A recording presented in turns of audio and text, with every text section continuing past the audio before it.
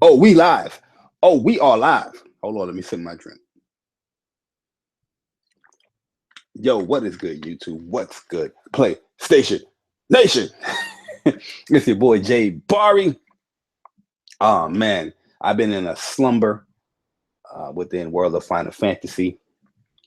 Beautiful, great game. I'm loving every single bit of it.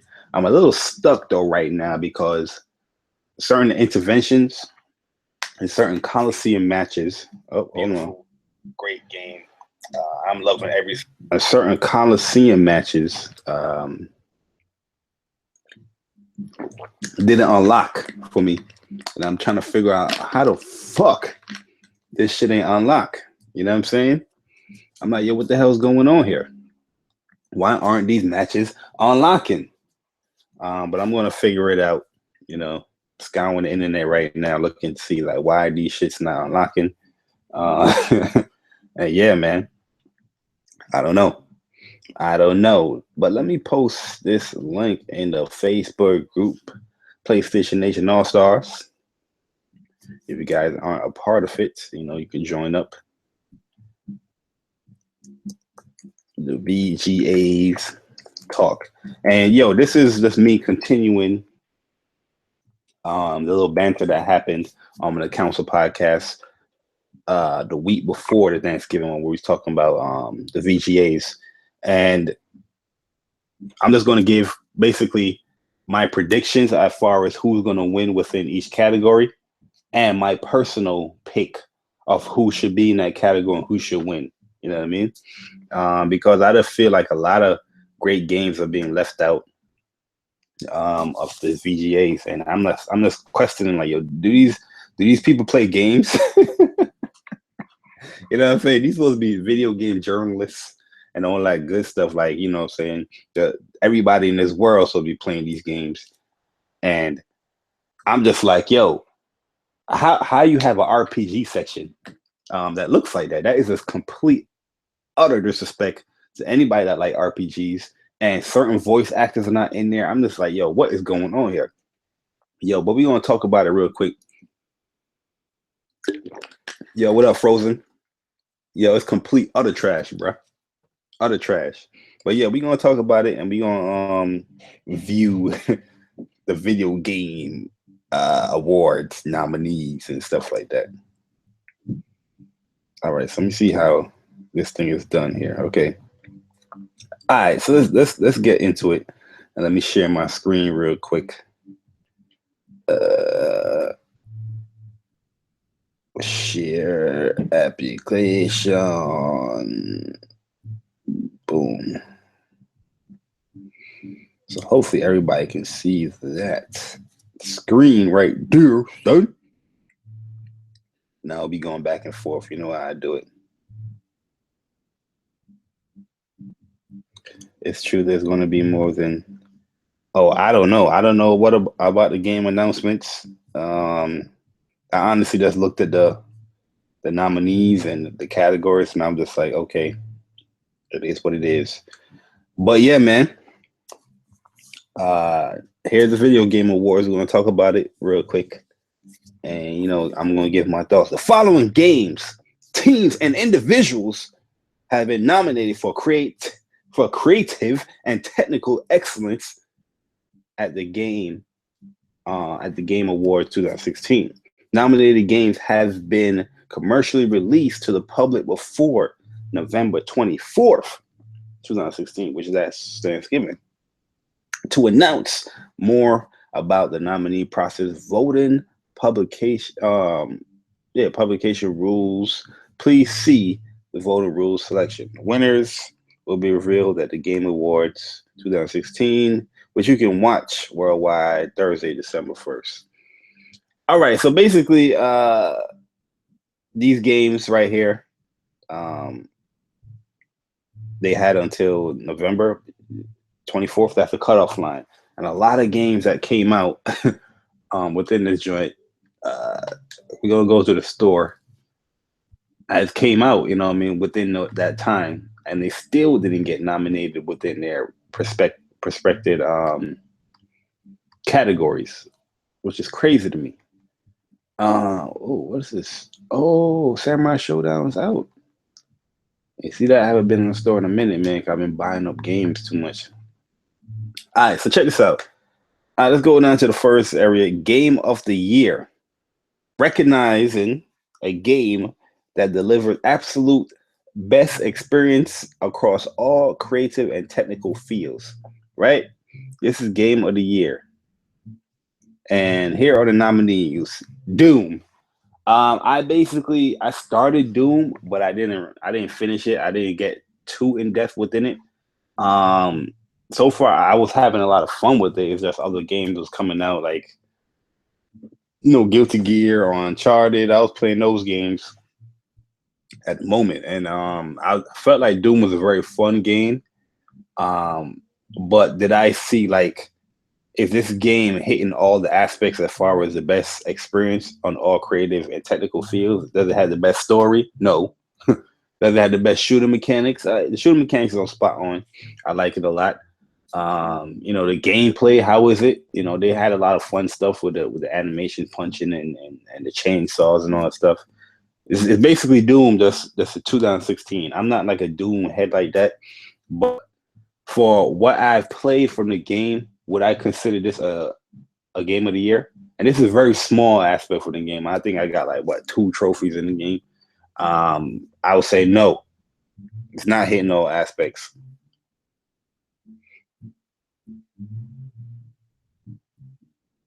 Oh, Kojima, Kojima gonna show up, man. Kojima the man, Kojima.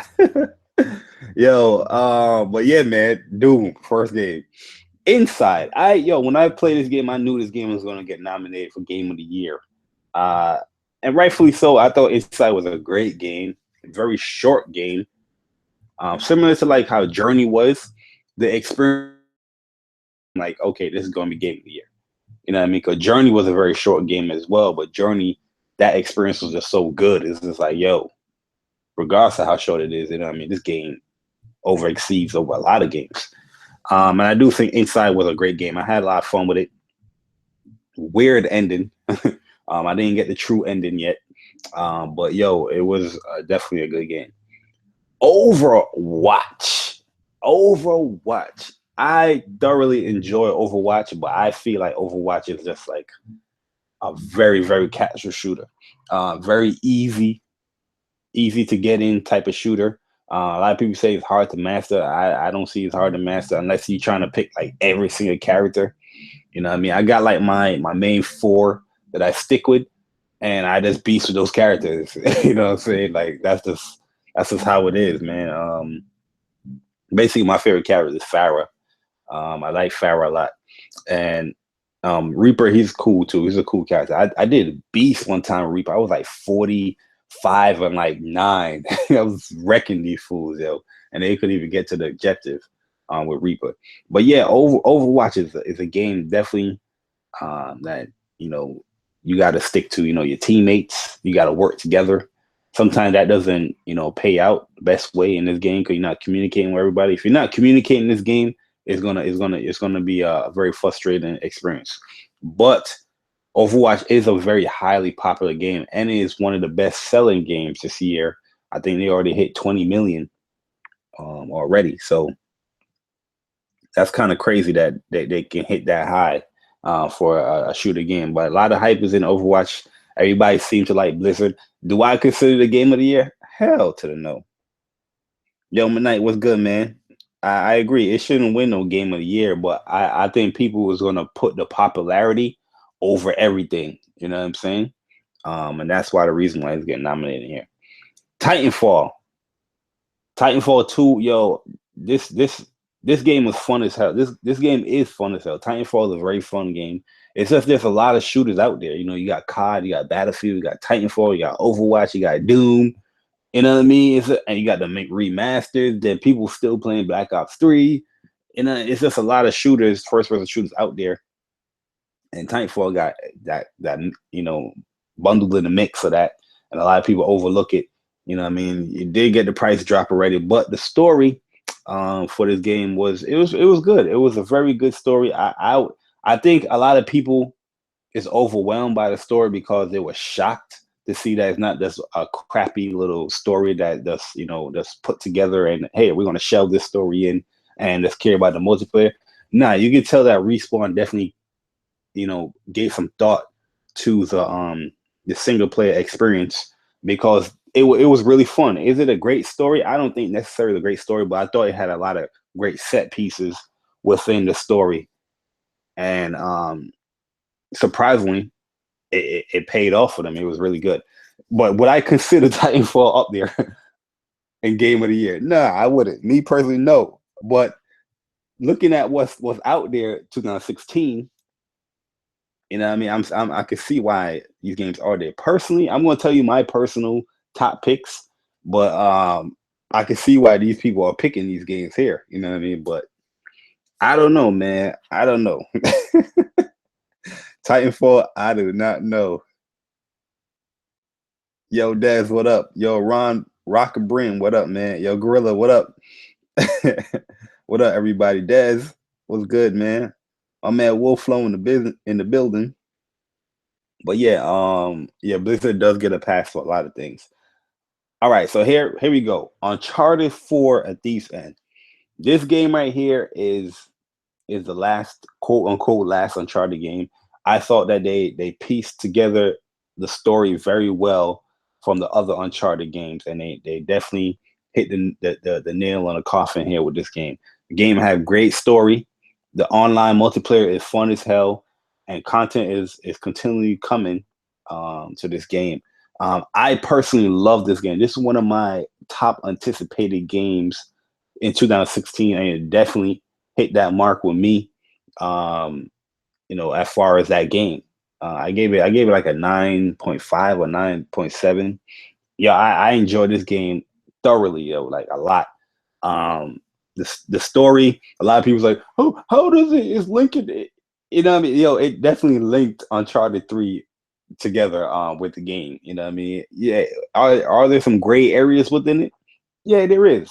That's how plenty of movies go. There's a lot of gray areas within it, but it still linked everything together, and now you understood Drake's true backstory within the game. Would I personally have the last game to explain Drake's backstory? Nah, but I think 3 they said was going to be the last one, but 4 is the last. You know what I mean? I don't know how they do it with these games, man.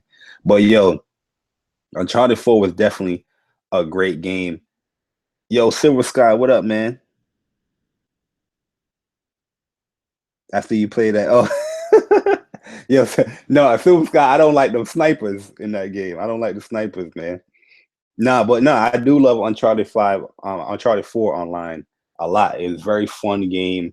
A lot of people talking about it's casual. It's casual. I don't think it's casual. I think it's like Overwatch. It's a lot of it can easily be picked up and played, but it's very difficult to master. You know what I mean? Big shout out to the glitch crew when they destroyed us online. Silver Sky in there. I think Dooley, Bear Hugger.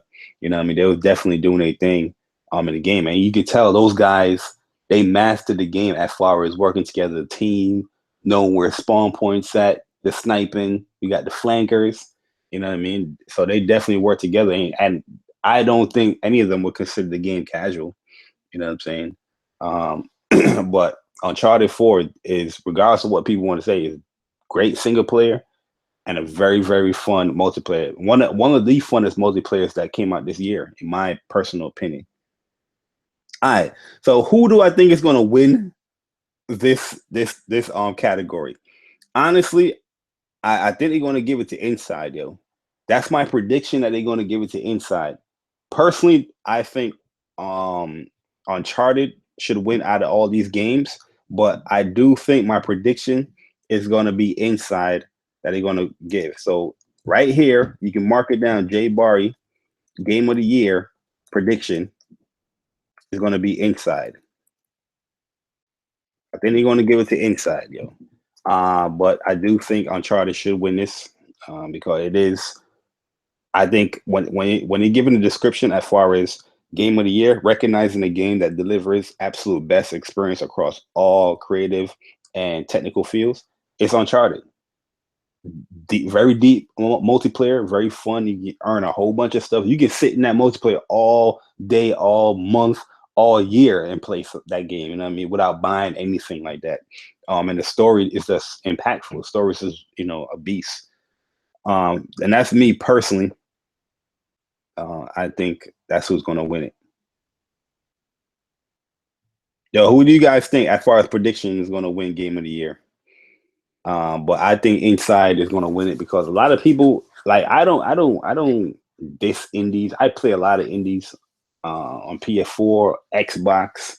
You know what I mean? But the media is definitely on that indie hype. You know what I mean? Regardless on, some of these games are great. Inside, I felt like it's a great game, but do I think it deserves a Game of the Year? No, but I do think it should be in a nominee. It should be in this category. It was a great game. Mechanically, how the game played, it was great. The animations was great. The graphics was great. It didn't really tell a story, but you're trying to figure out the story, similar to like a Bloodborne or a Souls game is, which is surprising. I didn't see Dark Souls in this. And Dark Souls is one of the highest rated games this year, and I didn't see in there. I was like, wow, that's kind of shocking. But yo, personally, my game of the year is the world of Final Fantasy. There you go. There you have it. That's my personal pick. As far as if I was to do a Game of the Year awards and put my nominations in there, World of Final Fantasy. You know what I mean? That game is so much fun, yo. I got like about 70 some hours within that game. And it is everything a Final Fantasy like fan would want. You know what I mean? It has basically not all Final Fantasy characters, but a lot of the known Final Fantasy characters in there, and they implement them in such good ways in the game. You know what I mean? And they give these little hints of the game that you played before. For the Final Fantasy game, and it's just the monsters, the battle system, the mechanics, how it works. It even added a new mechanic with a stacking ability, and that mechanic, as simple as it look, is really deep. You know what I mean? But this game is just amazing. Story, my favorite characters this whole year is Rain and Lan. I love those characters, man. And we're going to get into the whole voice acting and all that stuff later on, because I do think a lot of these games got overlooked when it came to that.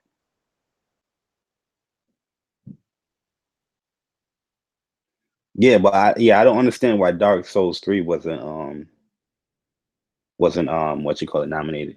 All right, so that's Inside is going to win it, but my personal pick is Uncharted, as far as the games that's listed in this category. But if I was to really pick my personal pick, it would be World of Final Fantasy. All right, so we got the best studio game direction, recognizing the game.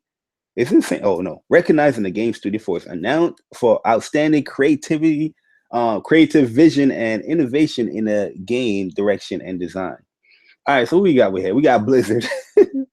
We got Blizzard for Overwatch. We got DICE for Battlefield 1, which is kind of shocking that they got DICE in this category, but not in the Game of the Year category. Drama. Then you got Ed Software, Naughty Dog, then Respawn. Okay, so they replaced Inside. Well, was that Play Dead? Where the hell am I at? Yeah, Play Dead. They replaced them with DICE. So this one right here, who do I think was going to? My prediction is going to get it? It's going to be Blizzard. So right there, best studio and game direction. Let me write it down.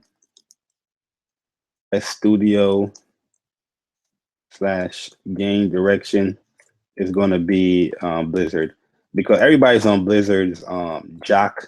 Not to say that they don't deserve the praises, because Blizzard do a lot of great stuff for when it comes to their games, and keeping their fan base very satisfied with content. They constantly give content for their games. Overwatch is a game that is going to be continually be supported. So I don't see them, letting up on that game, especially with a 20 million install base with that game. People bought that game. But I do think Blizzard is going to get it because they got basically the most popular game this year. And you never really heard any issues when it came to Overwatch as far as servers or people can't get into matches. You might heard a little few, hitches there, but overall the online service on the game has been solid, and they have been continually dropping support for the game. So yeah, I do think Blizzard's going to get it. My personal pick, who I think should get it, Naughty Dog. It's a given with me. Naughty Dog is a great studio. I don't think they need an award to let them know, hey, Naughty Dog, you're a great studio. I don't think they need this award personally, but I do think Respawn should get it this year because they turned this game around this night and day. Titanfall 1, great game. I enjoyed it. That's one of the main reasons why I bought an Xbox One back then. Played the hell out of that game.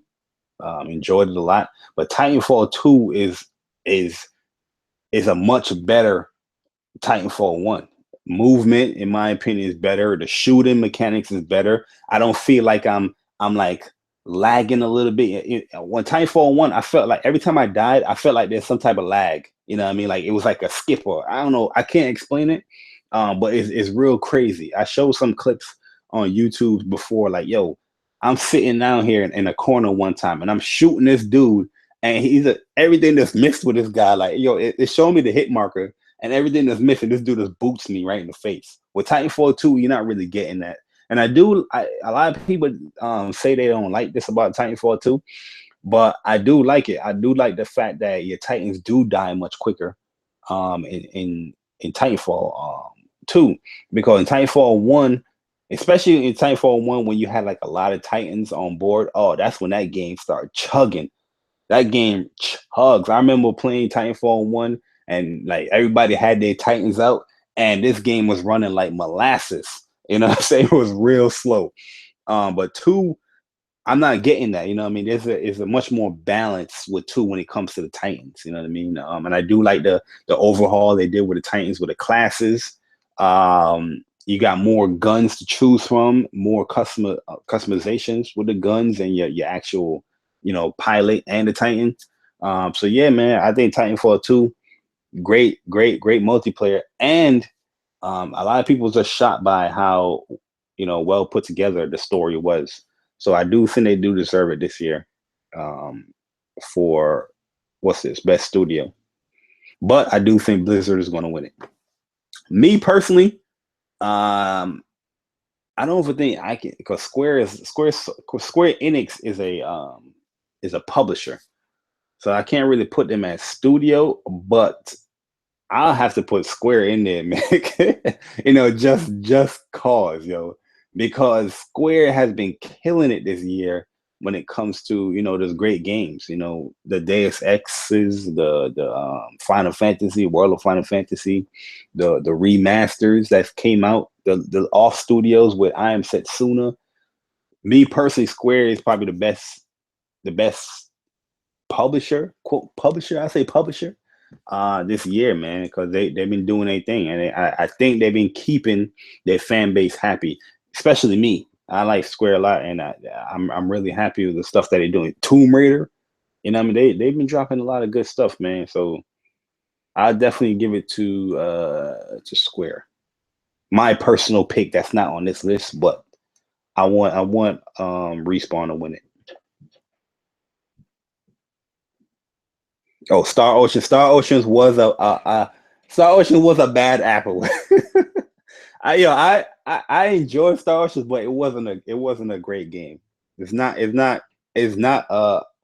good game to follow up until the end of time. I didn't play New Hope, so a lot of people are like, you didn't play New Hope, but till the end of time was like the best Star Ocean game. All right, so here we go. Next category we got here is best narrative. And this right here, this pisses me off. This pisses me off. And I'm about to go in. I'm about to rage a little bit here. For outstanding storytelling and narrative development in the game. Now, I'm about to show the games off right here.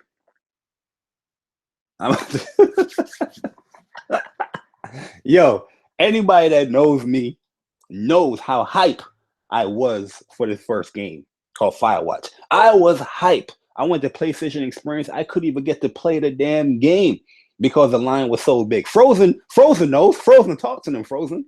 Frozen, talk to them. How crazy this line was for Firewatch. This game had so much hype. And when I got this game into my hands, yo, I was like, yes, Firewatch. I can't wait, bro. I can't wait. I was hyping it. I was hyped.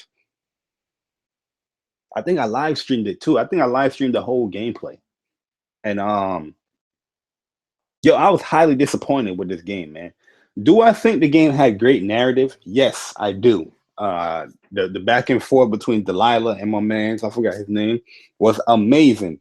They had great back and forth. But in my personal opinion, even if you had all this great banter back and forth, you know, these witty jokes, you know what I mean? It had you questioning, it had you assuming, but at the end of the day, it led you up to nothing. This game ending was so horrible. Horrible. You know, I never had an ending that, okay, you know, it's a bad ending, bad ball fight. You know, it is what it is. You know what I mean? This overall story was pretty good, though. You know what I mean? Good game. Right. This overall story was pretty good going into it, but the game did have some performance issues where the game was chugging a lot. There wasn't really too much gameplay to it, which is understandable. I understand what it is, this type of game.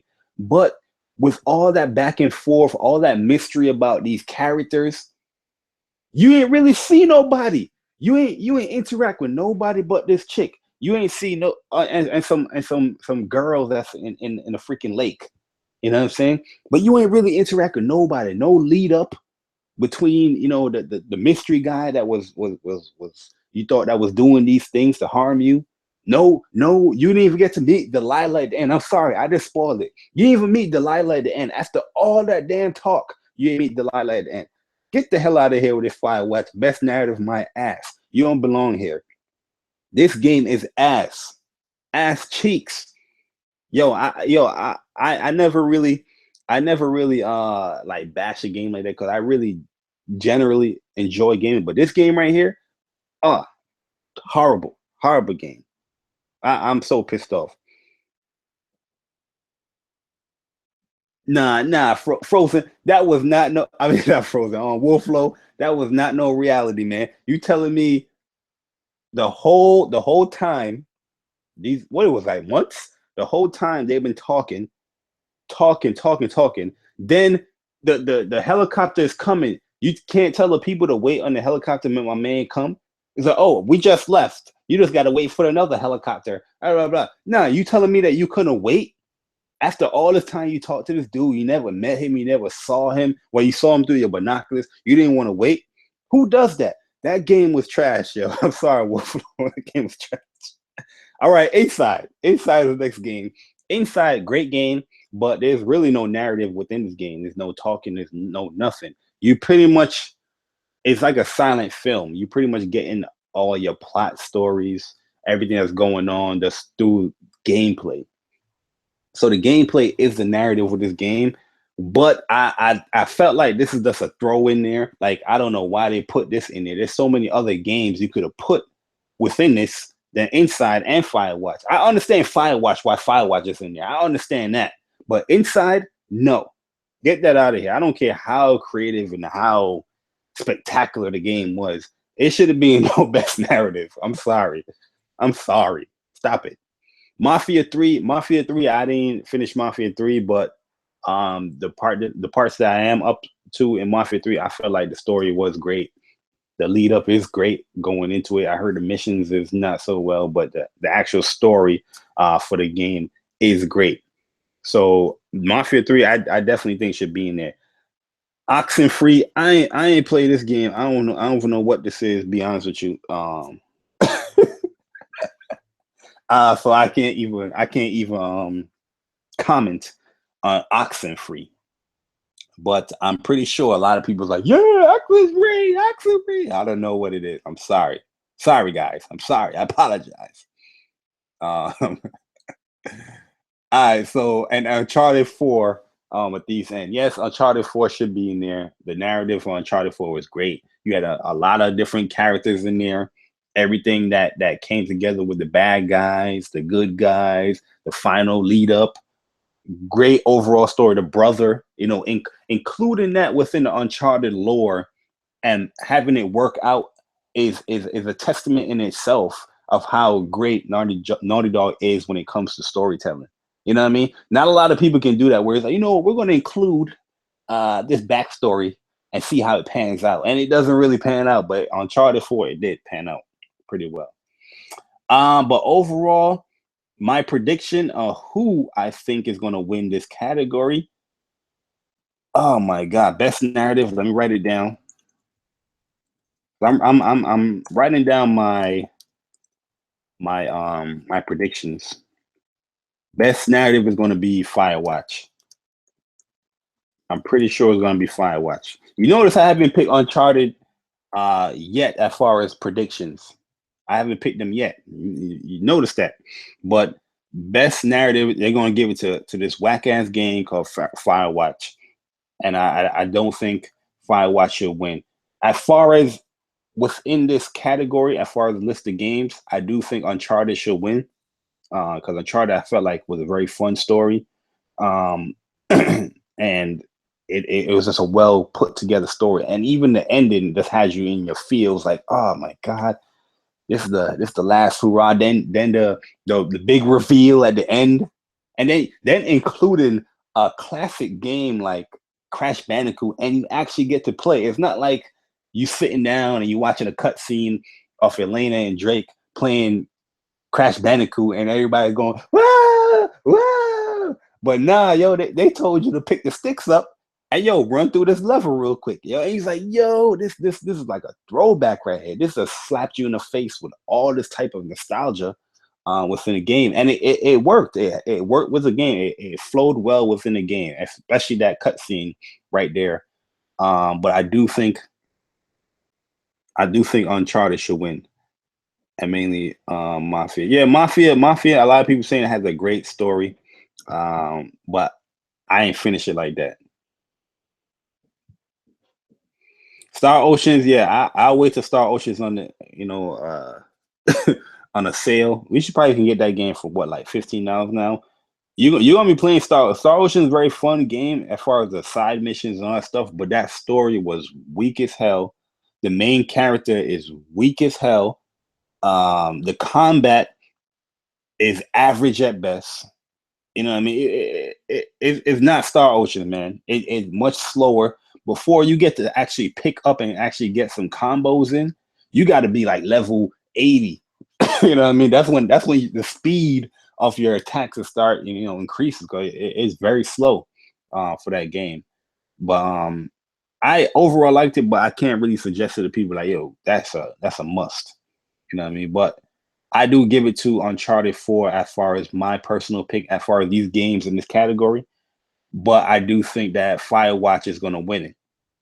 Now, as far as what I think is the best narrative, you already know. I got two games that's best narrative. I Am Setsuna, World of Final Fantasy. World of Final Fantasy, that game right there, the two characters, Rain and Lan, two new characters within Final Fantasy, and you have their story on top of other Final Fantasy characters, little mini stories, and it all, blended together, interlaced. Yo, it is an amazing game. You know what I mean? And then, when you get to the end, then you're like, yo, that ending is sad as hell. But you learn that it's not really the ending, and you can change those outcomes. Yo, the game is amazing when it comes to narrative. Point blank, period. A lot of people gonna be like, but Jay Bar, it's a kitty looking game. Why would you nominate? Yo, the story of that game is amazing. Then you have I Am Setsuna. I Am Setsuna, that game from start to beginning, That story is amazing because you come out as this mercenary that got hired to do a job, and the job is to kill Setsuna, but Setsuna is chosen to sacrifice herself to free your land from like the evil or whatever. Like it's similar to like Final Fantasy X kind of, where you have the summoners, and then summoners making this big sacrifice so sin won't come in for a couple of years. That's basically what Setsuna is doing within her land. So right there, you're making the decision to be like, okay, my job is to kill you, but you're going to kill yourself anyway. So I'm just going to just walk with you through this journey. I'm going to follow you through this journey as I see you, progress through this journey. At the end of the journey, you're gonna actually do my mission. My mission is to kill you, and you're gonna do that. And within that journey, you see the back and forth between them, and you see the changes that's happening. Yo, the game is just amazing. Yo, I'm Setsuna is an amazing game. That is another game that is basically on my top list for game of the year as well. And yeah, yo, that game right there is godsend. World of Final Fantasy, I am Setsuna, godsend, yo. Real talk. All right, so we got here best art direction. Let me write this down. Best art direct.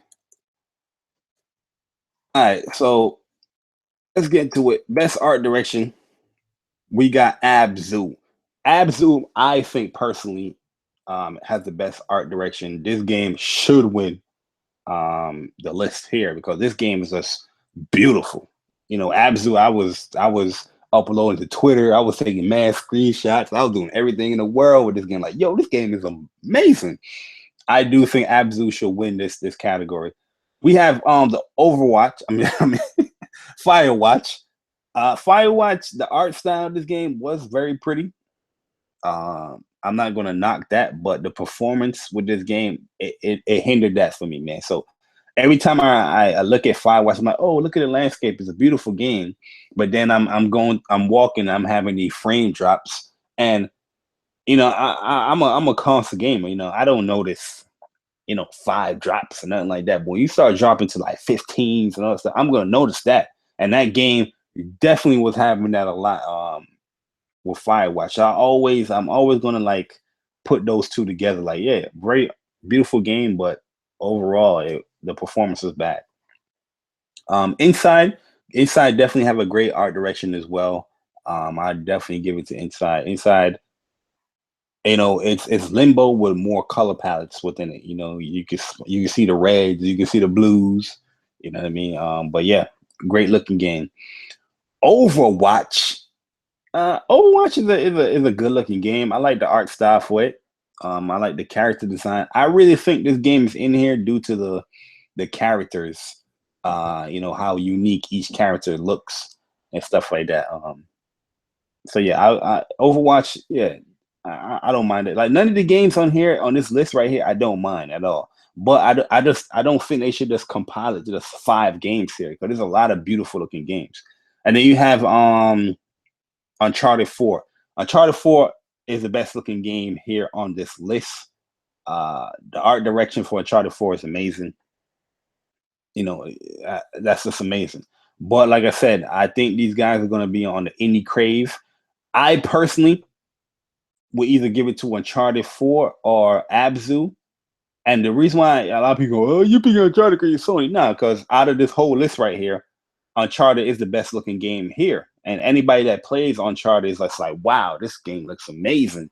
You know what I mean? Like, yo, the art direction, the graphics, the textures, all that stuff. This game, spot on, looks amazing.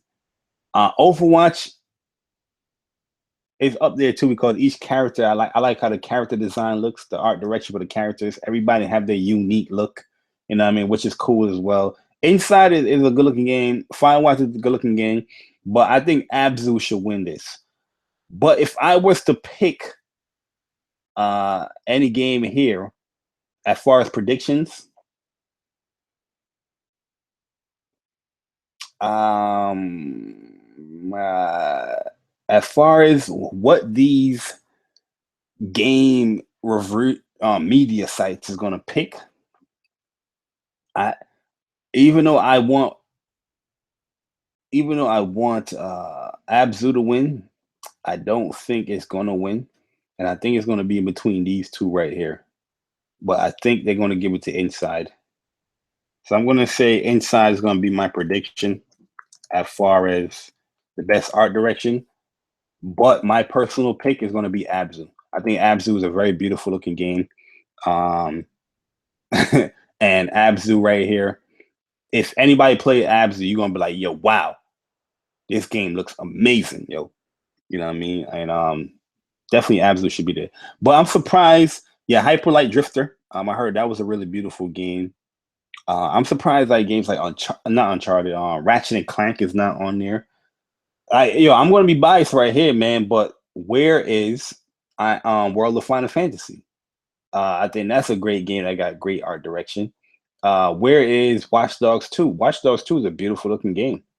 You know what I'm saying? Uh, what else I can look at? Song of the Deep. Song of the Deep. That's a beautiful looking game as well. You know what I'm saying? Oh, Brutal. Brutal. That art direction for that game, I think it oversees Inside. So I don't know. I don't know, man. There's a lot of games that can be chosen here, but yo, these dudes not picking no games, man. Like they're not picking any games out here. I don't understand. But moving along, here is best music and sound design for outstanding audio, inclusive of score, original sound, licensed track work, no licensed soundtrack, and sound design. I'm wilding out here. You know what I'm doing? I'm reading this and I'm looking over to the left of me. But here we go. We got Battlefield 1. I ain't played Battlefield 1. All I did was play the beta. And the sound of that game does sound good. Multiplayer matches, the bullet sound, the tanks driving on the floor. It definitely sounds good. But I have very little experience with that game, so I can't even choose. Now, Doom. I don't know why Doom is on this list. Is it because of the music? The heavy metal music. Yeah, like this is my problem right here, man. This is my problem, yo. Like yeah, Doom. You know what I'm saying? Like yo, I understand you want to put id Software and stuff on Bethesda, but come on, B, come on, son. This game does not belong here in this list, yo. You know what I mean? Yo, Song of the Deep. I Am Setsuna, World of Final Fantasy. Yo, that musical score, World of Final Fantasy is amazing. You got games like I'm looking over here right now. Killing Floor, great sound design. Watch Dogs 2, great sound design. You know what I'm saying? Like, yo, what the hell is going on? Why is Doom on this list, bro? Why is Doom on this list, bro? Like, yo, what games are these dudes playing out here, man? Let me go on my library real quick. Like, what do these dudes? what are these dudes playing, yo? They put Doom, bro. Yeah, they put.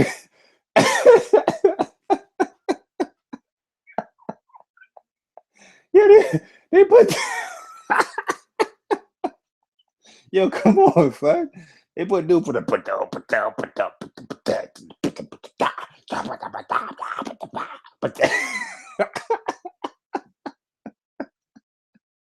Yeah.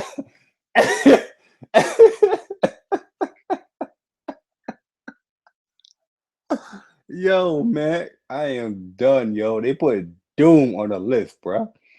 Like what? Like what?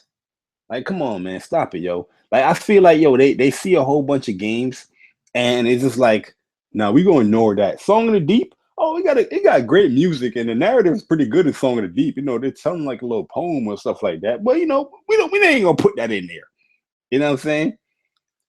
Yeah, I understand the music sound. The music stands out, but the music muffles everything around it from the gunfire, the reload noises, the demon noises. You know what I'm saying? Like people was paying attention to the music more than those aspects. You know what I mean? That's not the only aspect as far as this category. outstanding audio, inclusive of score, original song, licensed soundtrack, and sound design. Doom does not fit all these subjects. Inside, I'm trying to remember. Inside is a very quiet game, but the sound in the game is okay. But yo, like again, I think they're doing the same thing with Doom here. They just putting these games in here just to put them in here. Because Inside, I don't think the sound was really that like amazing like that as far as what you're really paying attention to.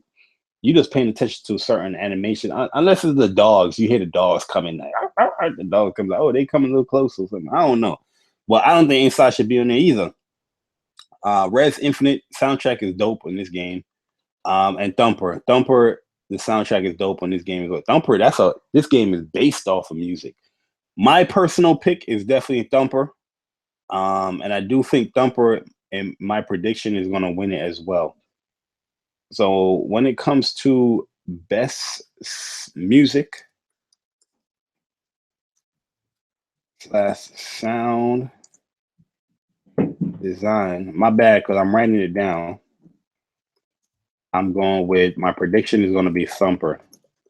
Because Thumper, that game is just a music game, you know what I mean? So is Res. Res is like a music-based game, you know what I mean? Like Res, when I was playing the demo to Res, and I'm over here, like, you know, nodding my head as I'm shooting these stuff. Like, you know what I'm saying? Like, I'm nodding. I'm like, yeah, this just sound dope as hell. And Thumper too, man. You nod your head a little bit, Thumper, but you can't really nod your head too much to Thumper, because you gotta really pay attention to Thumper. You nod your head and you sort of turn left or right, you might mess up on one of them turns. But yo, I'm a live stream Thumper and show y'all how the music and sound is dope on that game. But yeah, nah, I don't think Doom should be in there, bro. I don't think Doom was a fun game, but I don't think it should be in here. You know, sound and music and sound design. Nah, like Battlefield, yeah, I can understand Battlefield being in there. Doom, no. Inside, no. Res, yes. Thumper, yes. My personal pick, I'll put Thumper in there, but yo, like I said, there's games, World of Final Fantasy, I Am Setsuna, great music, great sound, great soundtrack, you know, great original scores in there. But it doesn't get any light of day. These games came out Dragon Quest Builders, that game have great music and sound.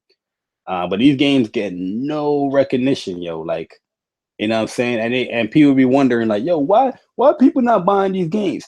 Because people don't know about it. Because you have these public awards like this where a lot of people is going to watch it.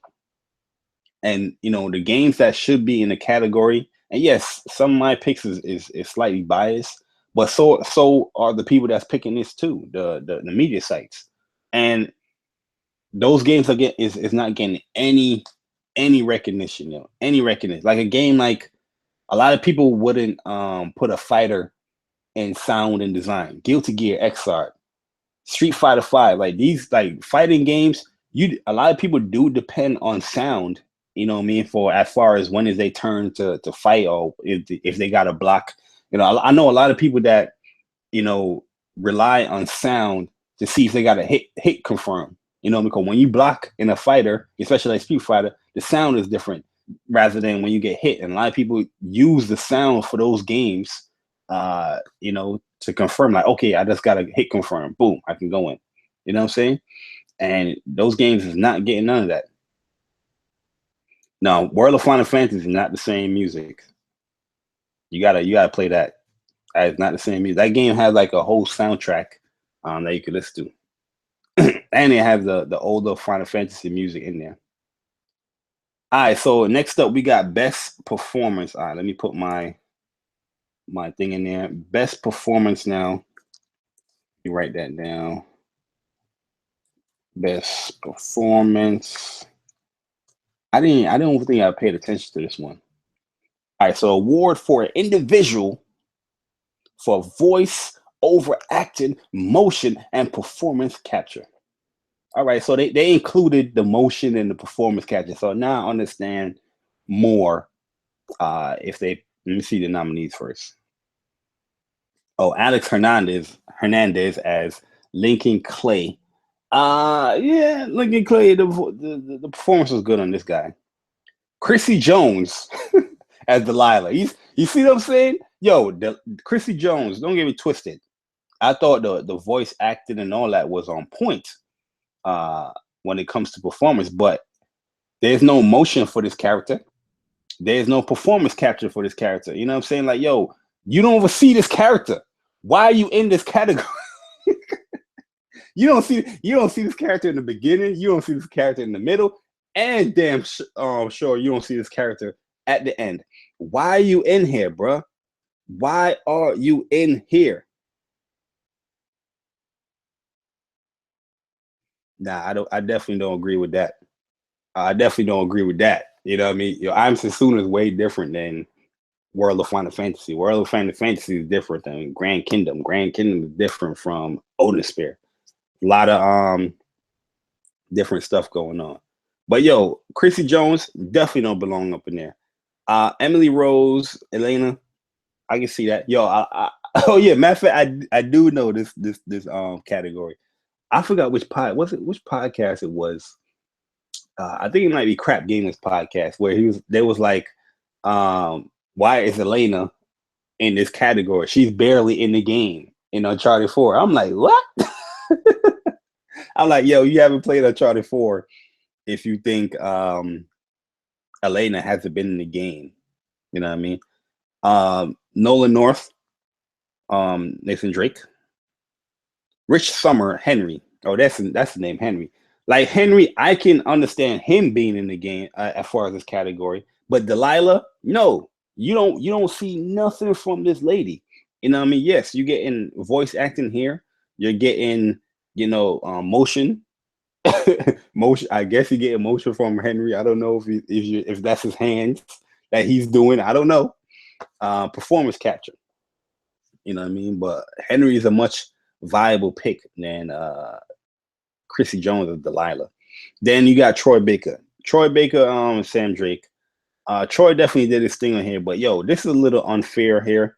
That you got 3 Uncharted 4 performances, which all is strong performances, but I'm just like, come on. If you could have put if you're gonna put Delilah and Henry, put them as one. Hey, all right, here is for Firewatch. Then Uncharted, here is Drake, here is Elena, here is Sam. You know what I mean? So you can have other people get recognized within their work. You know what I mean? I just feel like it's crazy that you got 3 Uncharted characters in there and 2 Firewatch. Like, you know what I mean? Like there's no other games that had great voice acting, guys. I'm sorry. No other games. Where's BT? Where's the Titan? And you already know where I'm going to go. World of Final Fantasy. Where is Lane? Where is Rain? That is one of the best performances this year when it comes to voice acting and all that crap. You know what I'm saying? But overall, who do I think is going to win it? Best performance. Yeah, I know they're going to give it to one of the Firewatch dudes, but I'm going to say it's going to be Nolan North. Because this is the final Uncharted game, and I think that's gonna, sweet everybody over a little bit. Everybody gonna be like, "Oh, Nolan, this is your last Uncharted, Nolan. Nolan, go ahead and take the award, Nolan. We're gonna see you in the next other 5 games, but you're gonna win this award." So yes, Nolan North, I think she'll win this award. Personally, who do I think should win this award? All right, let me stop putting my hate for Firewatch, to cloud my judgment. But I did think that Rich Summer and Emily Rose, they did do a great job when it comes to the voice acting and all that stuff with these characters. But I'm going to give it to Elena, man, because we've seen a new side of Elena You know, where she knows she's getting lied to and all that stuff, and then she's still coming out to save her American dream boy. But yo, I really like Elena within this game for Uncharted 4. So my personal pick is going to be Elena, Emily Rose, as Elena. I think she should win it. Well, Chrissy Jones, I meant for Delilah, but Emily Rose should win it as Elena. That's my personal pick. Yo, I'm very biased for World of Final Fantasy because overall, when it comes to all these categories, I think World of Final Fantasy should be in it because great voice acting, great story, great narrative, great art direction. You know what I mean? I do believe that it should be in there. I'm enjoying this game thoroughly. Basically, World of Final Fantasy is like my favorite game this year so far. Games for impact. Freaking game with a profound pro-social meaning or message. So it got to be thought-provoking with a profound pro-social meaning or message. Let's see what game's on here. 1979 Revolution. I don't know. I don't know this game. Blockhood. I don't know this game. Orwell. I don't know this game. Sea Hero Quest. I don't know this game. That Dragon Cancer. Well, I heard of this game right here. That Dragon Cancer. I think this was made by like a guy, and I think his daughter or something like that had like cancer, and the game is basically just telling a story of their daughter's journey with this cancer, something like that. I think that's what it is, and that's the only thing I can tell. I think I heard it on a podcast before. One of the games, probably Giant Bomb or probably one of the GameSpot when they was talking about it. But all these other games I never heard of, like not even on a gaming podcast or nothing. But I have heard of this game right here, that Dragon Cancer. I don't know any of these other games. I don't know if these might be just PC games, but just due to the fact that only one of these games I've heard of, my prediction goes to that Dragon Cancer. Games for Impact Award. That is I think that's like a new category or something. All right, so that Dragon Cancer. All right, so that Dragon Cancer, that is my prediction because honestly, that's the only one I know of. Moving along. Moving along. Best independent game. People want to talk about this is a Uncharted show, but yo, this has been a Firewatch and Inside show. You know what I mean? Let's keep it funky out here. So Firewatch, best independent game. Hell no to the no. Hell to the no. Hell to the no. To the no. Head to the no. Hell no. Yo, I personally do not like this game Firewatch because Firewatch play with my emotions. It played with my thoughts. It was very thought provoking, where it had me assuming a lot of things that would happen, but basically all my assumptions was just wrong with Firewatch, and the ending was just weak as hell. Like it's not even an exaggeration when I say this. The ending is the worst ending in gaming this generation. You know what I mean? The lead up was on point because it's like, oh yeah, I'm curious to see what's going on. Oh, we gonna go on a date after this? Oh, Delilah, come on, you flirt with me, Delilah? Yeah, come on, Delilah, what up? What up, Delilah? Hey there, Delilah. You know what I mean? But yo, the game, the ending was just atrocious, man. It was bad. So what's this? Best independent. Let me write this down. Best indie game. Yeah, so Firewatch I don't think should be in it. Hyperlight Drifter, I didn't play Hyperlight Drifter. A lot of people have been hyping it up. Hype. No, nobody got it. All right, cool. But I don't know. I can't speak of it. Inside though, I can speak of. This game was Inside was a great game. I really enjoyed my experiences with Inside. The ending, like I said, with Inside was a little weird, and I didn't get the true ending. So that's why I'm asking so much questions when it came to the ending of Inside.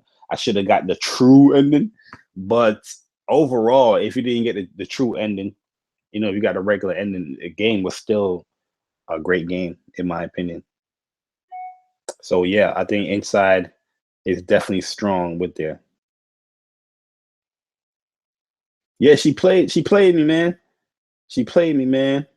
Yeah, Inside is definitely another Limbo, but I think Inside is a better Limbo. And Limbo was a great game. But Inside, animation wise, it added more gameplay mechanics within it. But yeah, it's just a better overall Limbo, especially the ending. The ending was like, yo, that's a little crazy. That's a little crazy.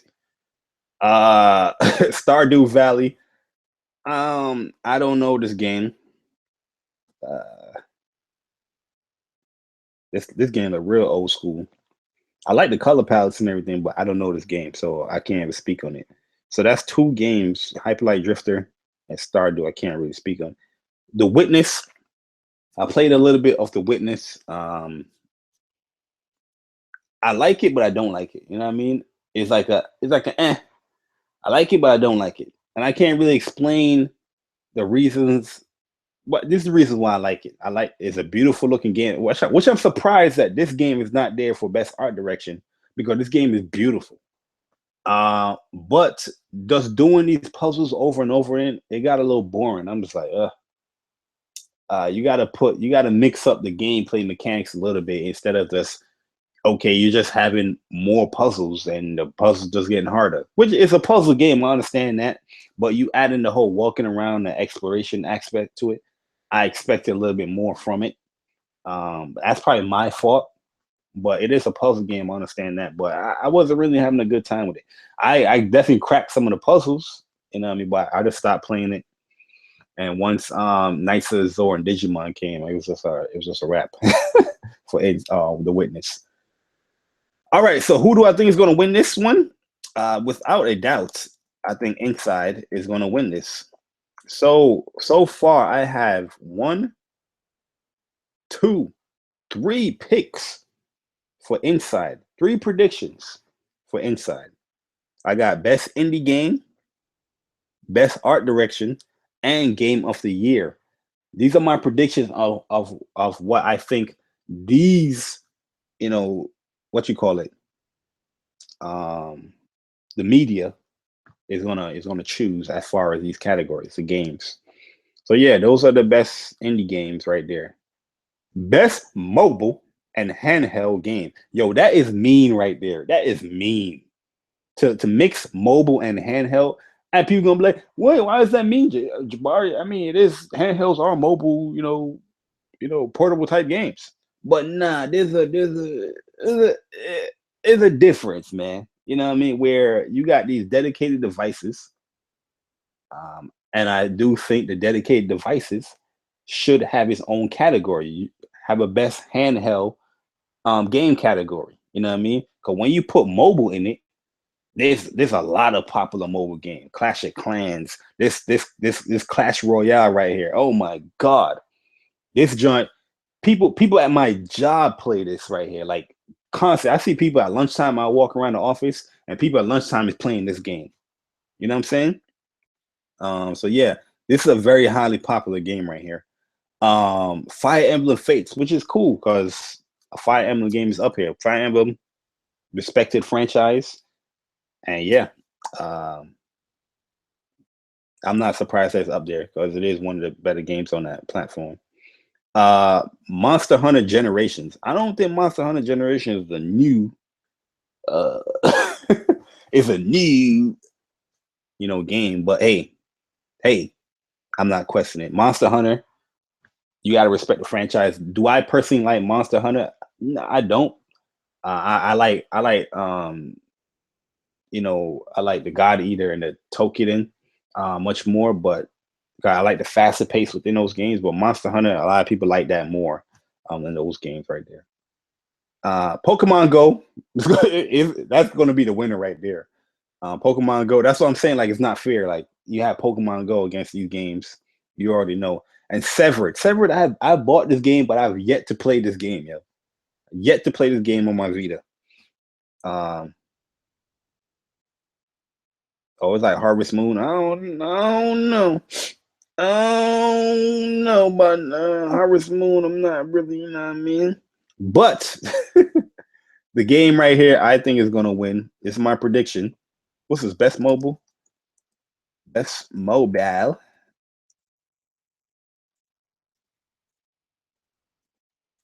Slash handheld is going to be Pokemon Go. The craze for that game that happened, it changed mobile gaming with the AR aspects and making it just so popular. People was walking around getting in accidents. People was driving their cars, playing this game because people just so addicted to this game right here. It did have some issues with it. I personally put it down because I was just like, yo, I thought that you can capture these Pokemon, that you can go around and it can network battle with people and stuff like that. And the leveling up, you buying these candies and then you got to keep buying. I'm like, yo, nah, man, you trying to take my money out of me, man. You know what I mean? So I personally didn't really like it, but a lot of people did like it, man. So I think Pokemon Go is going to be the winner. And it should be the winner out of these games in this category. I thought Generations came out on the Vita. Not the Vita, PSP. I gotta look that up. I'm pretty sure. I'm sure. I don't know. I gotta look that up. That one. Right there, Wolflow. That's what I'm saying, Wolflow. Stories, A Path of Destiny. That right there probably was one of the best storytelling games this year. You know what I mean? Yo, that game right there, the storytelling and how it, each time you play the game, you unlocking a path within the book, but that's not the true ending. So you got to revert time and try to do it again. And you have these different paths to get you to a different level. Yo, you know how many times I played that game? I played that game probably over 50 times to get that final ending. And you had to play even more than that just to get that platinum for that game. You know what I mean? But yo, Stories, Path of Destinies, great game, yo. I was supposed to have a interview with those developers, so they like European devs, and they was contacting me back and forth like, yeah, we're down for the interview and all that stuff, and then boom, I don't know what happened, man. I don't know what happened. They just lost contact with me. I don't know. They probably saw my channel like, hey man, you're a pony. All right, so yo, let's get into this best VR game. Oh my god. Yes, let's see what they got on here. VR game. Let's see what they got here. Batman Arkham VR, rightfully so. I went into this game with a very low expectation because everybody was hyping it. Yeah, Greg Mills like, oh, this game is the best VR game ever. I'm like, yo, bro, I played Eve Valkyrie, I played Riggs, I played Battletoads. Like those games is probably way better than that. Then I loaded up that Batman Arkham VR, and I was amazed how good this game was. Yes, you're not moving around like Batman, but you kind of are a little bit, but you're not really moving like, say, Arkham Knight, stuff like that. But overall, this game, the story is a huge twist. The story is really good. actually picking up the Batman gadgets and using it, the penguin interrogation, the Killer Croc scene, dope as hell. The ending was kind of crazy. I'm like, what the hell is going on? And I'm like, oh snap, yo, this is the, yo, I did, you know what I'm saying? I was like, yo, this is crazy. I don't want to spoil it for anybody. But yo, if you do have PlayStation VR, and I think this might be coming to the other VR headsets, this is a definite game to buy. It's $20. It's very short. It's like probably 2 hours max. The game do open up more when you complete it, because you got the Riddler challenges that you got to do. But the overall story of the game is just like, I say like 2 hours, hour 40 minutes, 2 hours. But it's really good though. It is really put together well. Eve Valkyrie, very good game, but I got pissed off with this game because I spent my $60 on this game. Then I just found out the game has so much micro damn transactions after me spending $60. And the microtransaction is stuff that, like, yo, it really is needed within like the multiplayer aspect. And I'm like, nah, man, Eve Valkyrie, you just killed this game. What is going on here, yo? What is going on? You just killed this game. Like, you spend $60 and you don't even have like a true level up system, or a true like system where you earn stuff without you buying things. You know what I mean? I'm just like, yo, nah. So I initially loaned this game to my friend because he just got the PlayStation VR, and I was like, you know what? Nah, here you go. Here's Eve Valkyrie. You know what I mean? You can play it, but just make sure I get it back. When you're done or whatever. But when he was playing it and he was giving me all the feedback in the game and all that stuff, and then I was looking at my own, I was like, nah, you keep that, bro. You keep that. Then we got Job Simulator. I didn't really play the full game for Job Simulator. I just played the demo. But it's a fun game. You know, a lot of people's like, well, I don't want to play a game where I'm coming home from my job and I go and put on PlayStation VR to play a game that's pretending to be my job. But nah, man, the game is one of those funny games where you act and you just bug out real quick. You can throw the coffee cups at other people's cubicles and all that stuff. It's mad funny, yo. But I know a lot of people is going to pick this game for the best VR game. Then you got Res Infinite. I don't think Res Infinite should be in this game, because this game, you can play this game without a VR headset. Thumper is a great game too. I love Thumper, but this is another game you can play without a VR headset. So I personally don't think these games should be in here. But if I was to pick a game to win Game of the Year on this category, it's definitely going to be Batman Arkham VR. But my personal pick out of this is going to be Batman. As far as this list right here, it's going to be Batman. So my prediction is going to win this category is going to be Batman. And my personal pick out of this category, of the list of games, is Batman. But my personal best VR game to come out is Riggs. Riggs is definitely the best game on PlayStation VR, on any VR in aspect. I mean, I ain't played the VRs like that. Like, hey, you don't know. But I'm looking at this list right here, and all these games are on PlayStation VR. So Riggs is definitely the best game on here. Riggs, full-fledged game, easily can play a multiplayer and a single player. It's like it's like one board. The way how you manage everything in Riggs is really well done. The animations of your rigs when you're choosing which rig to buy or which one to use in practice, for your list of rigs and all that stuff.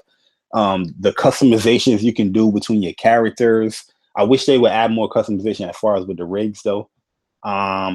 But yeah, Riggs overall is just the best experience, VR wise.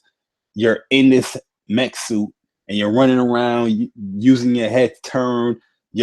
it can be real competitive. You know what I mean? If you guys watch the live streams, you had Bella on there, and you had my man Reese. And we was going in, man. We was working together as a cohesive unit, as a team, and we was just destroying people online in the game, man. But yo, Riggs, definitely the best VR game in my opinion. Definitely the best one. Vomit Simulator 16. Yo, best action game. Let's see what's on this list. Best action game. All right, so here we go. Here we go, yo. Here we go, yo.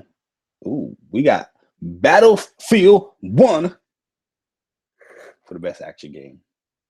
Then we have Doom. Doom. Then we have Gears of War 4. Game focus on combat. Okay. Then we have Overwatch. Then we have Titanfall 2. All right. So the best game I think is going to win this one right here. This is a tough one. This is a tough one because Doom, I think, is very high as far as my prediction. And Overwatch and Titanfall, as far as who these guys are going to pick of these listed games. My personal pick is going to lean towards Gears of War. But my prediction, I'm going to go with Doom here. I think Doom is going to take this one as best action game because looking at my predictions, Doom hasn't won anything yet. And I think this is the one they're going to give Doom to, which is kind of crazy. I don't see that, well, that focuses on combat. So I want to see Uncharted on there. Nah, I wouldn't see Uncharted on there. But as far as my personal pick, I'm tied between Gears of War 4, even though I think that story is, not the story, but the single player, I just felt like and this is me not playing this game. I did not play Gears of War. Okay, I sat and I watched my friend play this whole game throughout. You know what I'm saying? He just lived like a couple of blocks from me. And I just watched this dude. I said, yo, I'm not. He asked me to borrow it and all that stuff. I was like, nah, I don't need to borrow it, man. I'm just gonna watch you play the game. I want to see, a Xbox guy play this game personally. And I'm watching him play this game. And there's cool little set pieces in there. There's cool little, cameos with Marcus and Coltrane and all that stuff in there. Beer, whatever the dude name is, that's in there. But the whole time I'm watching him play the game, and this is me watching him just play the game. Like I think it's like a amount of 3 days. Every time you play the game, you call me. I'm about to play Doom. You doing anything? I'm like, I'm not Doom. Gears, you doing anything? I'm like, nah. I'll be over there in like 5 minutes because I can easily just walk to his crib because like I said, it's 2 blocks away from me. And I'm watching it. I'm just like, yo, another horde mode. I'm like, bruh, another horde mode. But it was a lot of action within the game, so that's why I'm saying that it should be in there. If you're gonna put a best action game, there's a lot of action within, Gears of War. There's a lot of action between Doom as well. So yeah, I will go with either my personal pick, Gears of War or Doom. But overall, I felt like Gears of War is very underwhelming. And like I said, I'm not playing the game, but I was just like, they just tied in a whole bunch of horde modes within the game. That's what it was. Oh, look, what's that little box thing? They say, oh, we gotta put this thing here, and then we can buy points. We can use the points we earn from the kills and stuff to get new places, to barricades and turrets and all that stuff. I'm like, yo, what the fuck are you playing, bro? But nah, man, it was a lot of action in there. And that end boss, from what I saw, was like, that's kind of whack. Like, you got this little helicopter. You use a helicopter fly. I'm like, come on, son. Come on, yeah. But I know a lot of Gears. I'm not a Gears guy, so you know what I mean. That's just me speaking, not being a Gears guy. But I know a lot of Gears guys. It's like, yo, that jump was dope. You know what I mean? That's rightfully so. They like it. You know what I mean? I'm not knocking that, but from a person outside the box looking in, I'm just like, that's not good. That's not good. All right, so we had Doom, best action game. Best action adventure game now. Oh, all right. So now, yo, this is crazy. They got the best action game, then they have the best action adventure. Yo, that's so redundant. But here you could have split between best mobile and handheld. You know what I'm saying? Like that's crazy.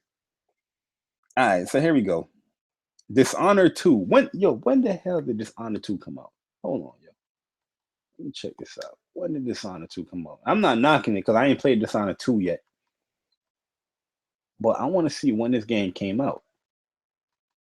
Because I think this game came out the week of Thanksgiving, if I'm correct. Oh, it released the 11th. So that's my bad. I felt like this game just recently dropped. It released on the 11th. My bad. My bad, people. That's why it's good to just check. You know what I mean? That's why it's good to just check. But yeah.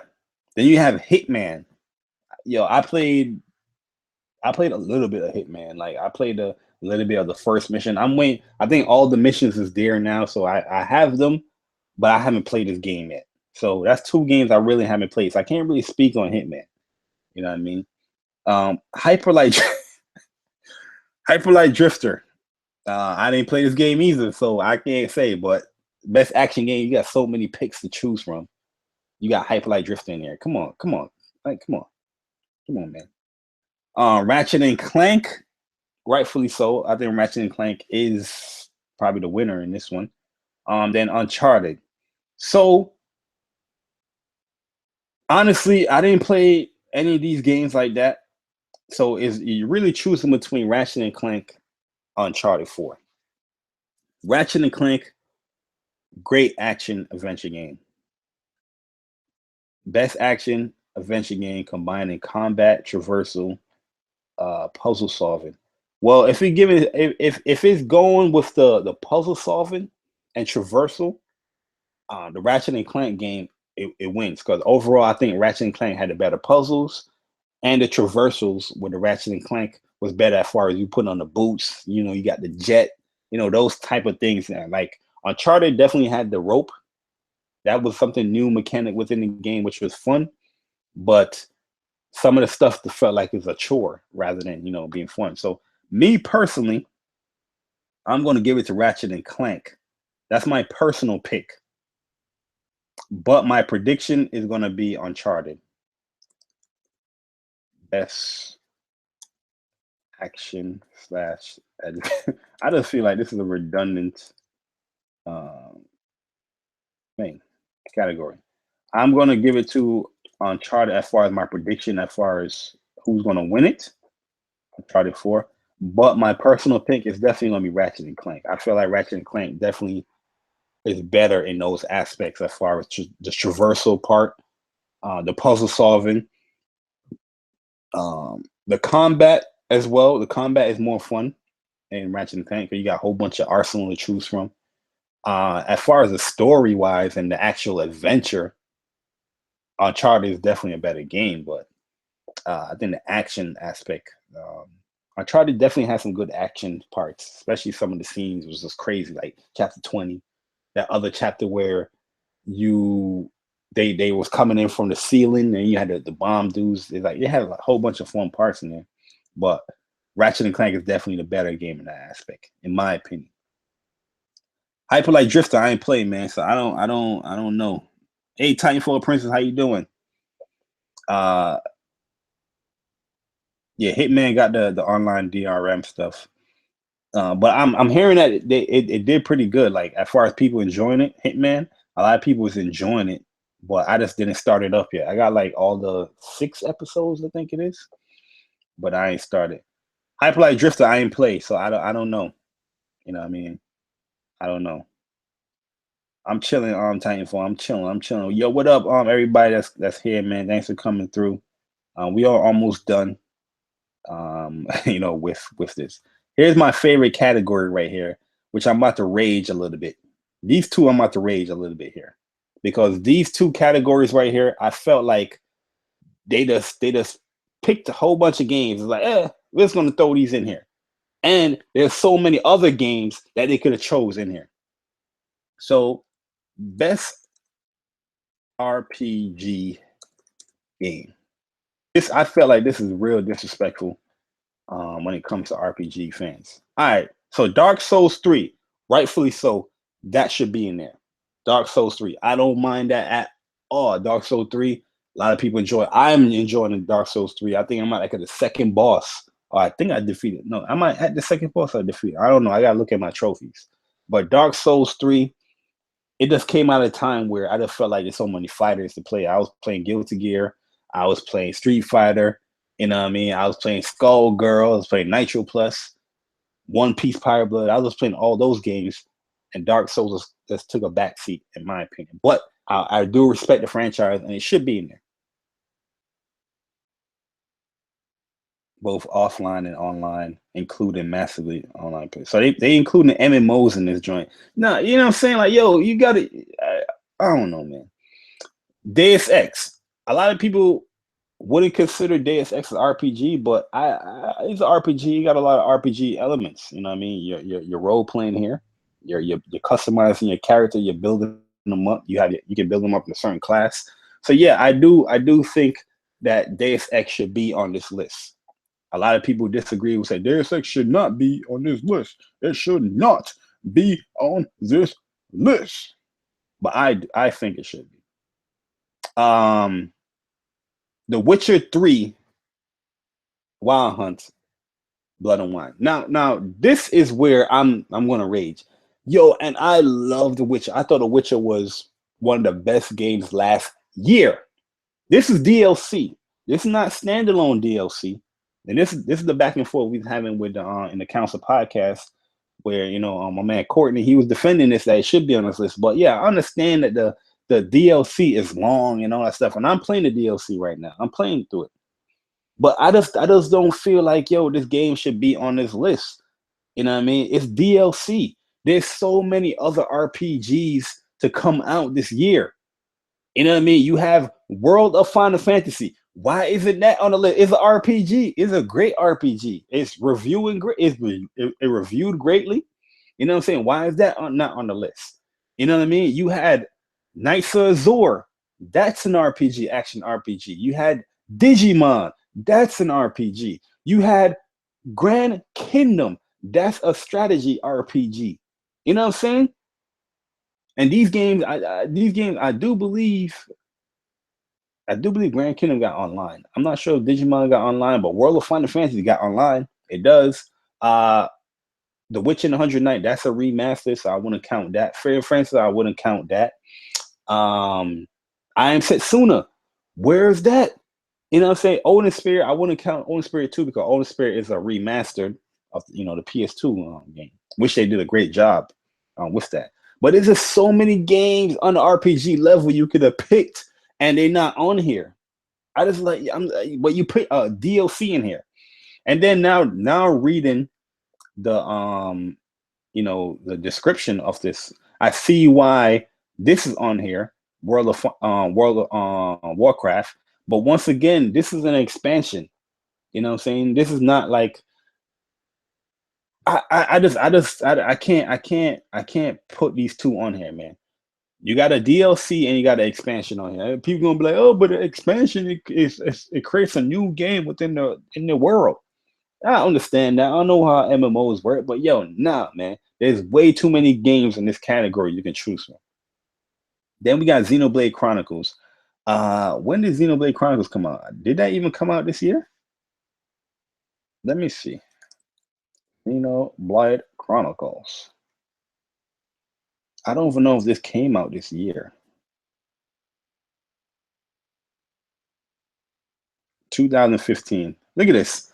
Look at this. Look at this, people. 2015. Okay? This game came out in 2015, but it's on the RPG list. Like, yo, come on, man. Yo, they this is a mockery. This is a mockery to the RPG games that came out in 2016. There's so many games you could have chose from in this list. You know what I'm saying? I'm not disrespecting it. I'm not disrespecting Xenoblade, but nah, there's no way this should be on there. DLC expansion, I don't care it shouldn't be on the list. Shouldn't be on the list. Shouldn't be on the list. Yo, you got so many games to choose from. But if I was to pick a game here, my prediction as far as what game they're going to choose to win this list is going to be Dark Souls 3. I think this is a setup for Dark Souls 3 to win. Even I think Dark Souls 3 is going to win regardless. I do think they're going to either pick Dark Souls 3 or they're going to pick Witcher 3 on Blood and Wine. I think they're going to pick those two. Then they're going to pick those two. They put this in there just for Blizzard. You know, hey Blizzard, we love you.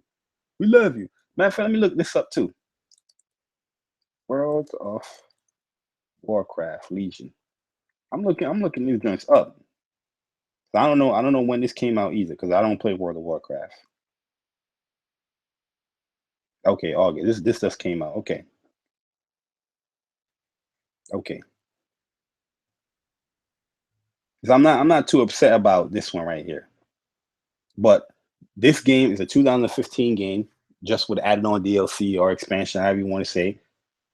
This is an old ass game with a new expansion to expand the world. This is a 2015 game, and you put it in here. It's like what?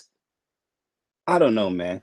All right. So personally, who do I think is going to win this category? My prediction is Dark Souls 3, but personally, I think they're going to give it to Witcher 3. They're going to give it to Witcher 3 out of these games. But my personal pick is World of Final Fantasy. World of Final Fantasy, best game right there. But that's just crazy, man. That's just crazy. They got a 2015 did these publishers or these game media sites, did they play these other RPG games? Like, what is going on here, yo? What is going on here, man? This is crazy, yo. I don't know what's going on, but I'm pissed off for that. All right, so we got best fighter now. Best fighter.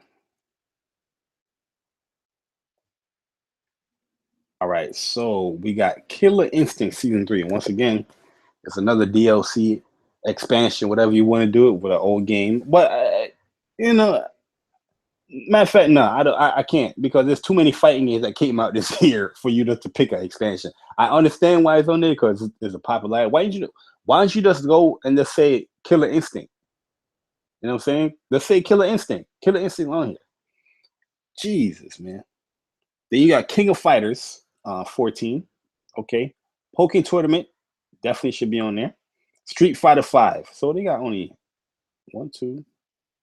They got 4 fighting games on here, bro. 4 fighting games on here. This is disrespectful. Okay. Why? When did Mortal Kombat XL come out? Let's see. MKX. When did that come out?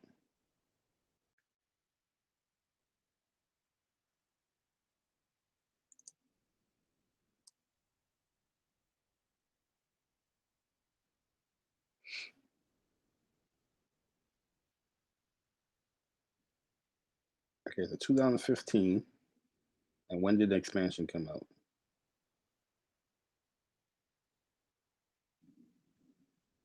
Look at this. Look at this. The expansion came out in 2016. So, all right. So you have this expansion out on this list, but you didn't have MKXL expansion. That came out 2016. You know what I'm saying? This is just pure disrespect, yo, when it comes to fighting game. And that's me just saying, okay, the reason why I'm choosing those because you putting these expansions on there. But there's so many fighting games that came out this year. You know what I mean? Where the hell is Guilty Gear Xrd? Well, Guilty Gear, you can put that as an expansion as well. So yeah, should it be there? No, but the fact that you have these other expansions, it should be there. That's what I'm trying to say. Where the hell is Dragon Ball Xenoverse 2? That is a new Dragon Ball game. That's not an expansion. That's a new Dragon Ball game. Where the hell is Nitro Plus Blasters? You know what I'm saying? Where is One Piece Pirate Burning Blood. Where is that? Where is that? These there's so much games to choose from that you don't have to put Killer Instinct Season 3 on there. You don't have to put Killer Instinct 3. You have all the other games. Xenoverse, Nitro Plus Blasters. You have other games, man. Very disrespectful. Very disrespectful, yo. Very disrespectful. Yeah, I'm losing it because it's upsetting. The thing is, what I'm trying to say is that yes, I understand that season 3 is a new expansion, whatever. I understand, but if you're gonna put season 3 in there, why isn't Mortal Kombat XL in there? Why isn't Guilty Gear in there? You know what I'm saying? Why are those games not in there? You got so many other games, but even if you don't have to, you don't have to choose those games within those categories because there were other fighters that came out. Nitro Plus, Xenoverse. You know what I'm saying? Naruto. There's other fighters that came out because those games had the same style, kind of like Pokken. You know what I mean? I just don't get it, man. I don't get it because Pokken is a 3D fighter. You know what I mean? But you don't have those games on there. Very disrespectful. But who do I think is going to win this? I think they're going to give this to Pokken Tournament as my prediction. They're going to give it to Pokken Tournament, but my personal pick is definitely Street Fighter V. Street Fighter V is definitely the best fighter to come out this year, hands down. You know, even with its issues, it's still the best fighter to come out. King of Fighters is definitely on that list too. King of Fighters is a lot of fun. Killer Instinct is a fun game as well. I just haven't really got into Killer Instinct, but I do enjoy Killer Instinct. Not I'm saying I'm hating on Killer Instinct. I'm not hating at all. I think it's a very fun game, but my reasons for not being on there is not a new game. You know what I'm saying? Everything else on here is a new game. New game, new game, new game. Not new. But if you're going to include this, where's Mortal Kombat? Where's Guilty Gear Xrd? You know what I'm saying? But you also have other new games. You have enough fighters to choose from if you played them. I don't think these media sites is playing these games. That's what I'm saying. But anyway, moving along. Best family game. Oh, Dragon Quest Build. Yo, Dragon Quest Builders got a nominee. What the? But Dragon Quest Builders is would I consider that like a family game? It doesn't have multiplayer. You're not really playing with your family. Your family is watching you play. You know what I'm saying? So I don't know. Lego Star Wars The Force Awakens. Then we have Pokemon Go. Pokemon Go, a family game. I don't know about Pokemon Go being a family game. Ratchet and Clank, your family is watching you play this game. Skylanders, Imaginators. And the winner of this category, this is a tough one to choose from. You know what? I'm going to predict Ratchet and Clank. Best family game. Even though I'm like, it was not really like a family game. It's just a family one. I guess people consider that as a family game. You know, when I think about like a family game, my personal, I feel like it's a game that your family can play along with you. You know what I'm saying? But people say that's different. I don't know, but I'm gonna assume Ratchet and Clank is gonna take this one. They got highly praised and they put it in there. I'm just like looking at the game list. I'm like, okay, this is the best game on that list. But that's my prediction. Personally, who do I think should win this one? I think Skylanders should win this one. Personally, because Skylanders, very highly popular game. I know people that chew this game. They eat this game up, yo. I know people that fight people over to get a Skylander toy with this game. You know what I mean? But I don't really look at Pokemon Go as a as a family game.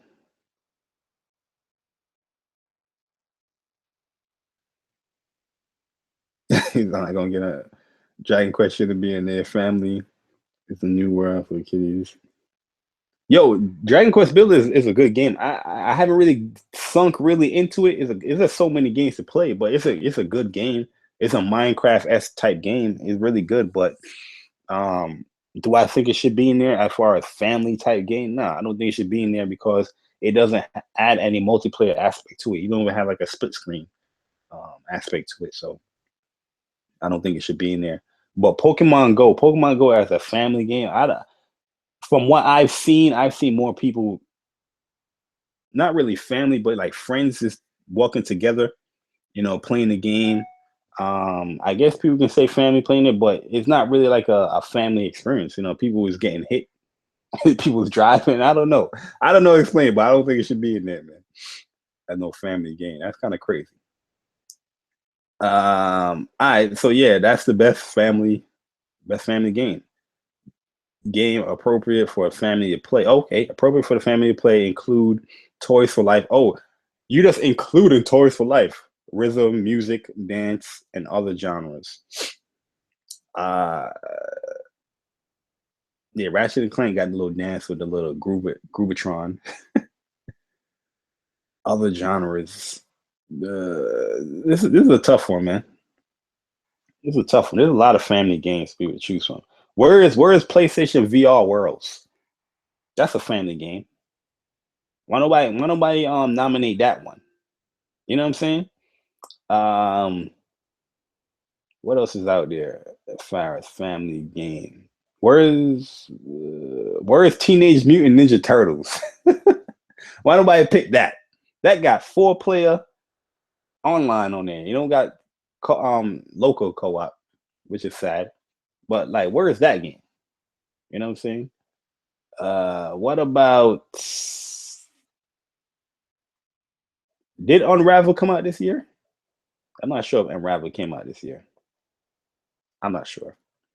But yeah, man, that's who I'm gonna assume is gonna win it, is Ratchet and Clank as far as the media outlets. But I do think if you want to pick a game that is the strongest in this category right here, is definitely Skylanders. You gotta respect the Skylanders. All right, so next we got best strategy. I haven't played so many strategy games. Only strategy game I really played this year is Grand Kingdom. All right, so let me see what's in here. Civ 6. Ooh, Fire Emblem. That's definitely up there. It should be up there as well. Yep. Banner Saga 2. This right here is a good list of games. Total War Warhammer, XCOM 2. You know what I'm saying? Like, yo, this list of games right here respect the category. This RPG one right here doesn't respect the category with these nominees. This fighting game one right here doesn't respect the category with these nominees. But these strategy games, it respect the category with these nominees. XCOM 2, did that drop this year? I gotta check. I know it came out on PC before it came out on a console.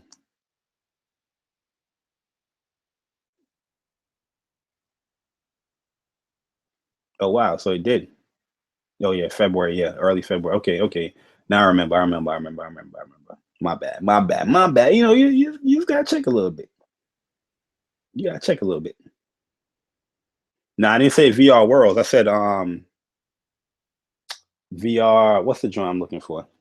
Not VR Worlds. The VR Playroom, not VR Worlds. My bad. Not VR Worlds. Playroom VR.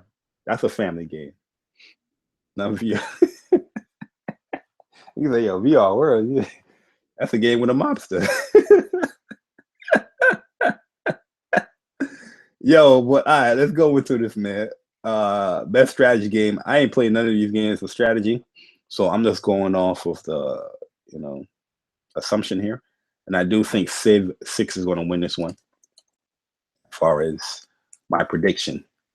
As far as my personal pick, I have no idea because I didn't play Fire Emblem yet. I haven't still yet to buy that game. I have Banner Saga, but I haven't played it. Total War, haven't played it. XCOM, haven't played it. Civ, haven't played it. And Civ does look like my type of game because I used to love these type of games back in the day when I was younger. Civ, Ages of Empire. I used to love those type of games, bro. But I don't play them no more like that. All right. So this is a funny category too, right here. Best sports. Like I understand why they lump this one together and racing game. But I'm just like, yo, yeah, I don't know if there's too many racing games that came out this year. But to lump it in with all right, so we got FIFA 17, rightfully so. Forza Horizon, I mean, rightfully so because it is in, that's the category. It's the only game in the category. MLB The Show, rightfully so. NBA 2K17, rightfully so. And Pro Evolution Soccer. No Madden this year. Very shocking. No Madden this year. Who is shocked that there's no Madden this year? That's crazy. But yo, who I think is going to win this game right here, I mean this category, is going to be Forza. I think the media is going to go with Forza Horizon 3 to win this category. And this is the reason why I'm saying it's the only game within this category. There's no other racer in there. And overall, it was well received. I think this is probably the best rated game in this category.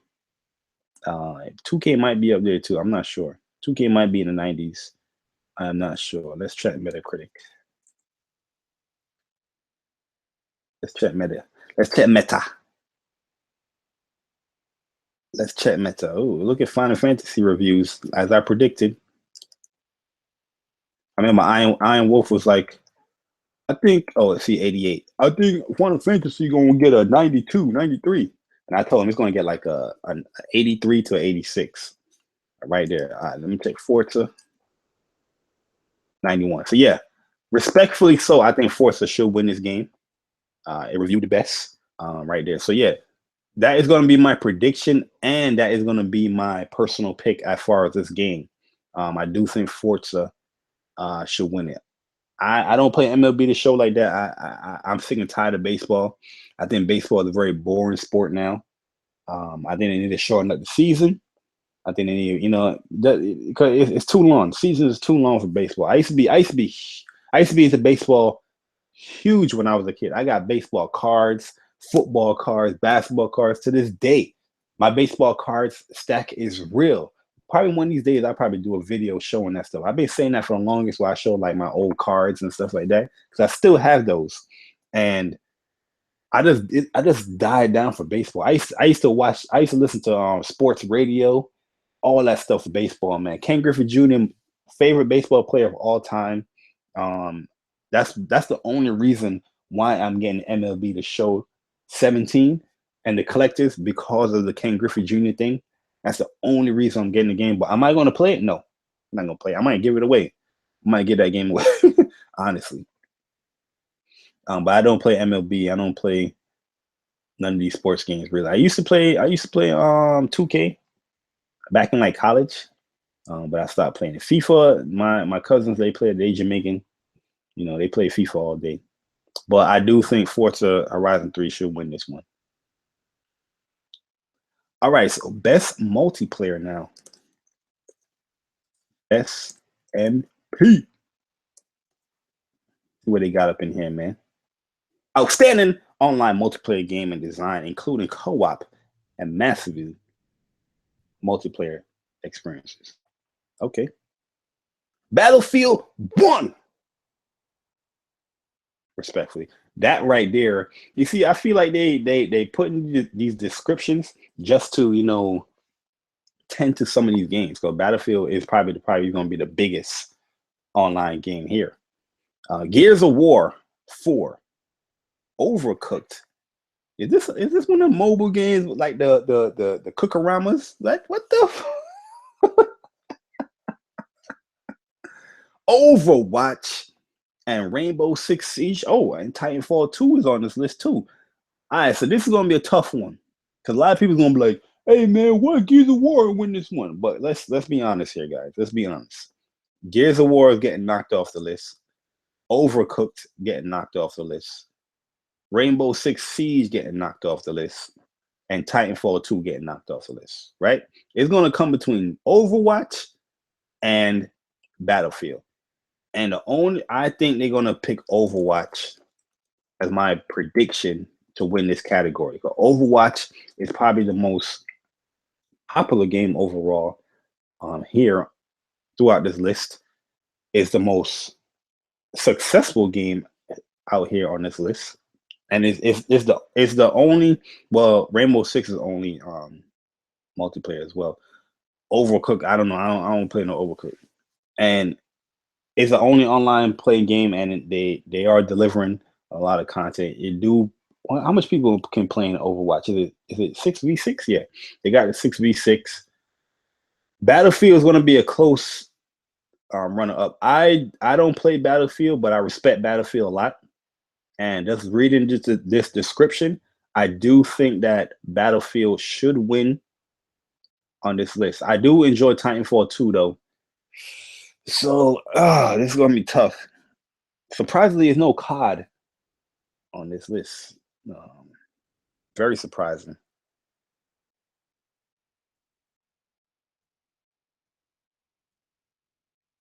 Very surprising, man. Yeah, when did Rainbow Six come out? Let's look that up.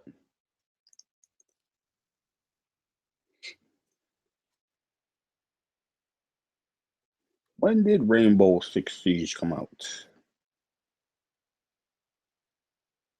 Come on, fam. Come on, fam. All right, so they just basically saying they're counting games from December. Well, yeah, the cutoff list. That's true. You're right about that, Grim. I can see why they put it in there, but like, come on, though. Come on, though.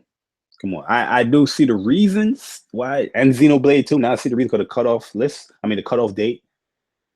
And in November, that game came out after. I understand that. I understand that. I can understand that, but it's not a 2016 game. But personally, you know what? Personally, I'm going with Titanfall 2 that should win because Titanfall 2 is fun. I didn't play Battlefield, so there's no way I'm going to be like, I respect Battlefield, but I didn't play it. But yeah, that should win because that's not personally. That is not my personal opinion. You know what I mean? Because I didn't play the game personally. But Titanfall 2, I definitely played it personally. Definitely had some fun with it. So personally, I will go with that. Overwatch is definitely a fun game too. I think Overwatch is fun, but I know Overwatch is going to win this category. Fact, they're going to win this category.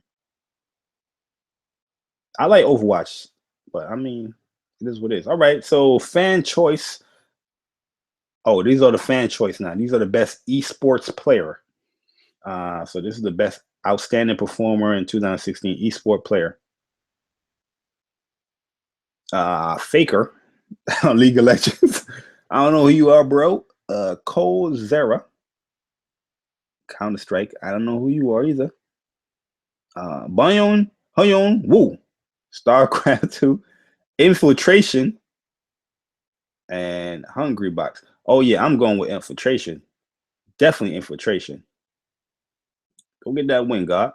Infiltration, this guy is a beast. He's definitely a monster. He's the #1 leader in the Capcom CPT. He got the most points right now. And due to the fact that I only follow out of these games, I only follow Street Fighter. Hungry Box, Smash. I'm going with Infiltration. But if I was to choose somebody as far as the prediction, looking at the games that's more popular here, is between. I'm just gonna go with this guy. I think they're gonna pick. What is this? Best esport player. I think they're gonna pick either this Faker guy or this Cole Zera.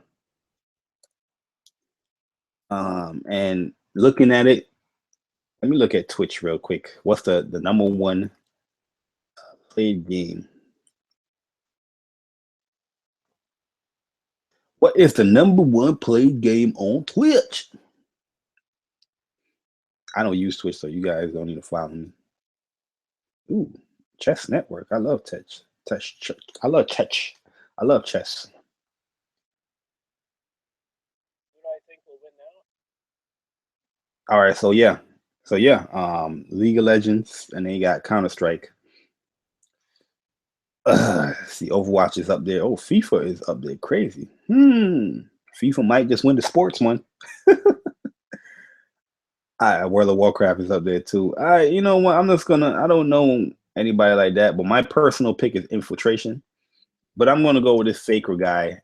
He's gonna win the best esport player. If you guys know these esport guys, let me know. I don't know them. They should make a Archer tail. Oh, the Archer the show? That would be cool. I can see that. Final Fantasy gonna get counted, yeah. And probably action adventure with puzzles. Probably Last Guardian gonna get counted too. All right. I don't know what happened. There you go. I don't know these people like that, but these are fan votes. Best esports team. SK Telecom, League of Legends, Wings Games, Dota, Rocks, League of Legends, Cloud9. I don't know these people, man. I'm gonna pick these guys right here. Rocks. I'm gonna vote for y'all, man, because y'all look cool. You know what I'm saying? Oh, I don't know, man. Yo, these guys look serious. Yo, best esports team, man. Yo, I don't know these teams, bro. Hey, we gotta pick them. We gotta pick best esports team. I'm going with SK Telecom because they're the first on the list, and yo, they look dead serious. But you saw my personal vote was for my mans and them down here. These dudes right here, Rocks Tigers. But they just look cooler than these dudes. You know what I'm saying? These dudes right here. Look at this guy. Look at this dude right here. He look cocky as hell. Like, yo, do they have the right to take a picture of me? Then you got this dude right here. He look cocky as hell. This dude look too confident. This dude right here, like, yo, I don't want to be here, but I'm a beast. And this guy right here does look like the geek. I don't know these teams, man. I don't know these guys, yo. Best esport team. I don't know. Some of y'all probably know them too, but y'all fronting. y'all fronting, yo. Y'all like, oh, I know this team. I know this team. Look, Titanfall, you know these teams? I don't know these teams, Titanfall, man. I don't know these teams at all. Sorry, man. Excuse my ignorance. Damn, another esport category? God damn. Best esport game. Counter-Strike, Global Offense, Dota 2, League of Legends, Overwatch, Street Fighter 5. Yo, you already know I'm going with Street Fighter 5. Because Street Fighter 5, as much people say is a failure, is a flop, you know what I mean? It's getting a lot of, recognition in the esports category. And it is coming up, it's on ESPN. ESPN, they shouted out Street Fighter 5 the other day. It was an ESPN during Evo. Capcom Cup is getting bigger and bigger every year. But is it on the the level of these games right here? No, it's not. But it's growing. So my personal pick, definitely Street Fighter 5.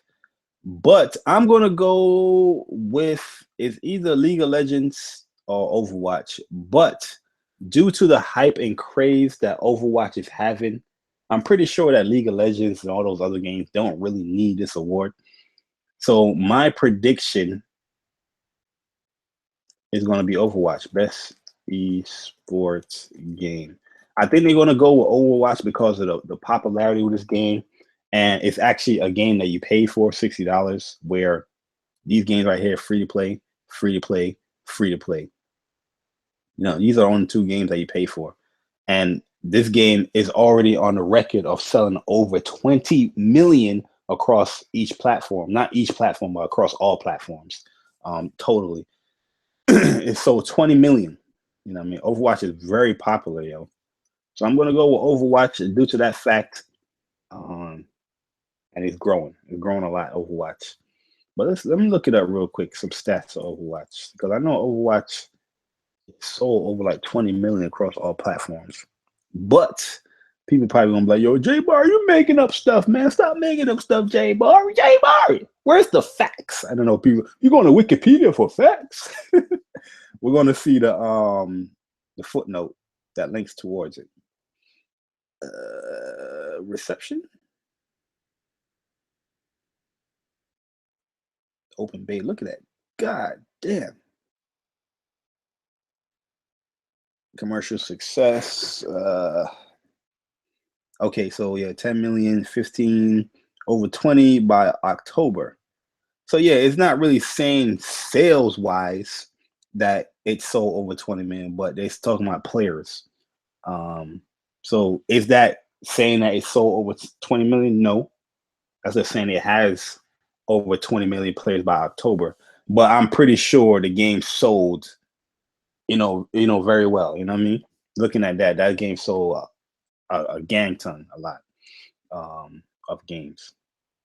I look at it. South Korea reported Overwatch overtook League of Legends as the most popular game across 4,000 PC bands. So yeah, I'm gonna go with Overwatch to win this category. I don't know if a lot of people gonna agree, but yeah.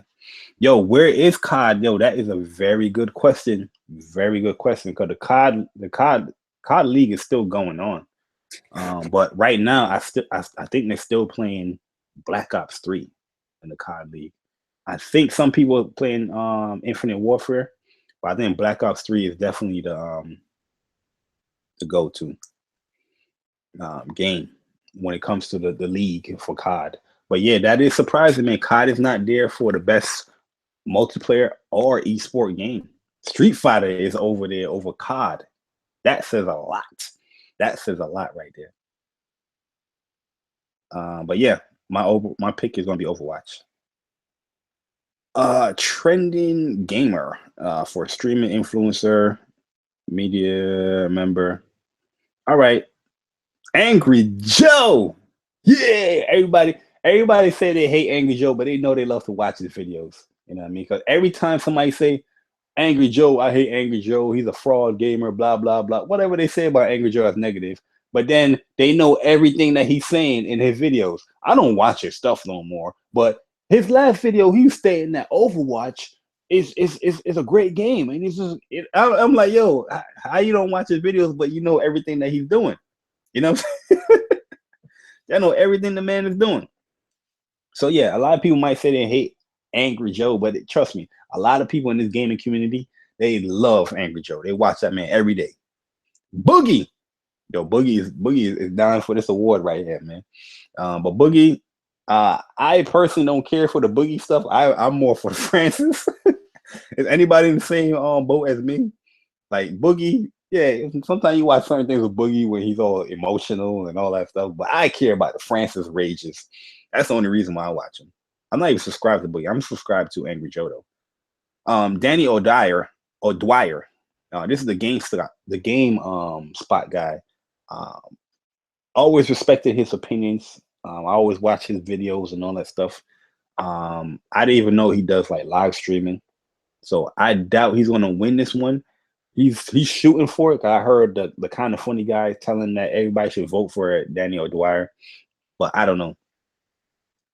Jacksepticeye, this guy is popular right here. I'm not subscribed to him, but this guy right here got a fan base, yo. Like, damn. So I'm pretty sure if like he gets his fan base to say, yo, vote for me, he's gonna win for sure. And this lyric guy, I don't know who this guy is. I don't know who he is. But me, who I'm going to vote for, I'm gonna vote for my man Angry Joe, man. I'm going for Angry Joe. You know what I'm saying? Forget what everybody else say in their groupthink mentality. Angry Joe sucks. Not everything I agree with Angry Joe, but the man has some entertaining reviews. You know what I'm saying? Like, I like watching his little skits and all that stuff. I like his rages. You know what I mean? I'm going with Angry Joe, man. I'm going with Angry Joe. If you're going for Angry Joe, hashtag Angry Joe. I'm voting for him. Everybody see it on Twitter. But overall, who do I think is going to win this one? This is fan voting. I think this guy right here. This is Trending Gamer. This guy, Jacksepticeye. Because if he gets his fan base to vote for him, it's a wrap. Septiceye. He's not almost on the level of PewDiePie, but he almost there. He's like probably the second to none. I don't know the other dude's name. I don't really watch these guys like that, but hey, it is what it is. All right, best fan creation. Fan creation. Is there going to be some Mario levels in here? All right, so this is fan content, fan created content such as mods, fan films, and other player content. All right, Brutal Doom 64. Endland Shards of Order. Enderland Shards of Order. Damn, this looks like it's like an RPG.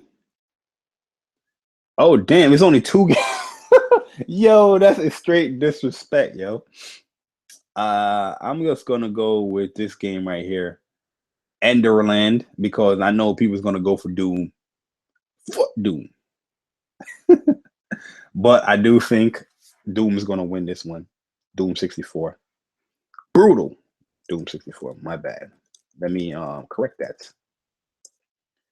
That is my prediction of who's gonna win. My personal vote is Enderland. Shards of Order should win. You know what I mean? That's just me. But then they got 2 games. You telling me out of this whole joint, only 2 people? Yeah, Video Games Awards, you guys are lazy. The Game Awards, man, you guys are lazy, man. All right, and this is the last one right here. Most anticipated game. Recognizing the upcoming game that has shown significant ambition and promise in the moving of the game medium forward. It must be announced and scheduled before the release after 12/1/16. All right, so most anticipated game. All right, let's go. God of War. Oh my God. What is God of War on here? It's not coming out till 2020. I told people that this game, this is a prediction, this is an assumption that this game is going to come out in 2017. A lot of people's not going to believe me. A lot of people going to be like, bro, what are you talking about? What are you talking about? What are you talking about? But like I said, all those games right there Sony showed within their E3 is either coming out 2017 this year.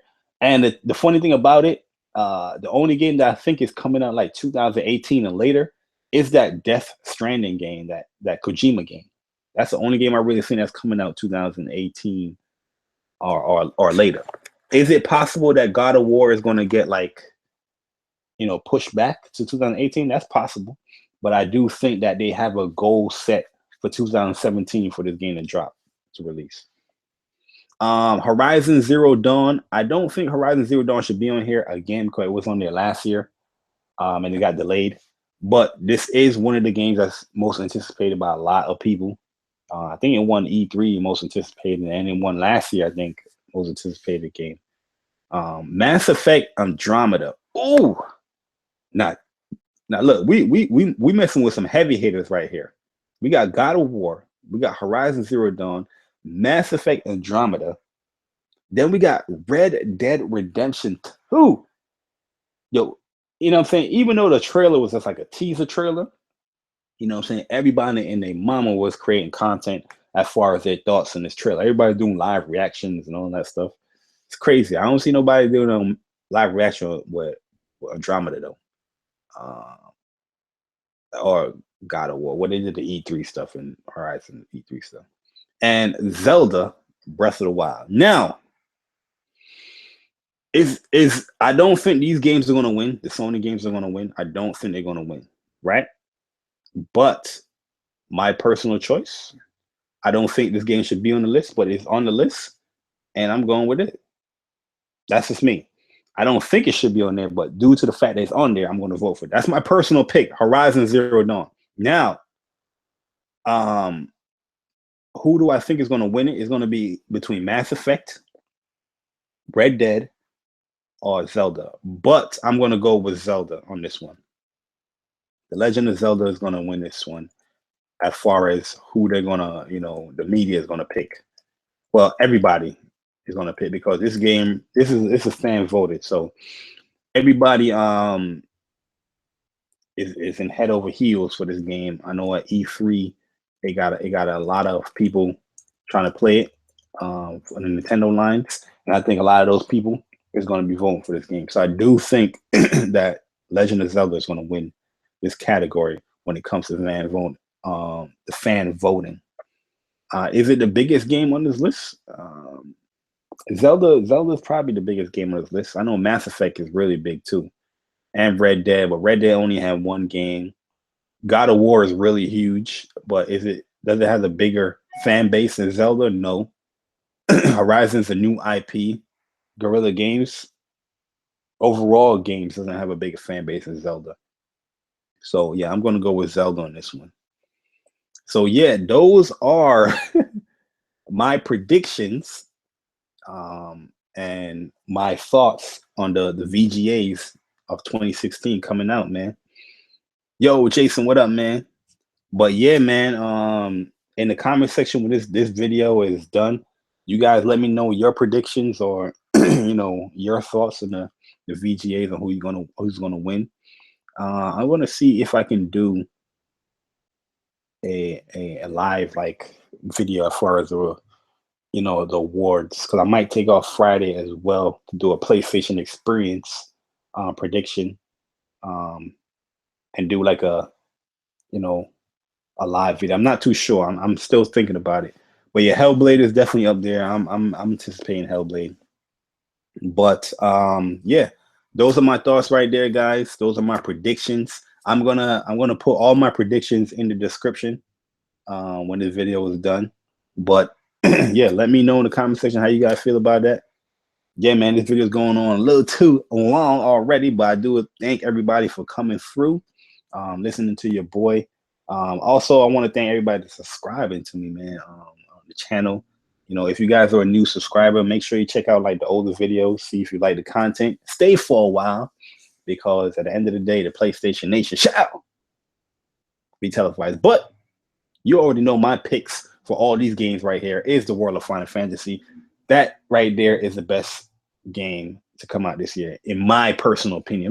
Well, it's not. No, it's not. All right, that's my personal opinion.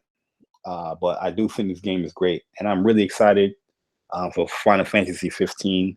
Wait for that game to unlock at 12 o'clock a.m. this morning or this night. But yo, guys, appreciate it for y'all coming through. We're going to end this thing right here. And you already know how we ended off. And I'm gone.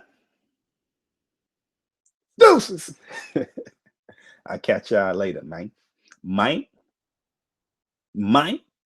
Deuces.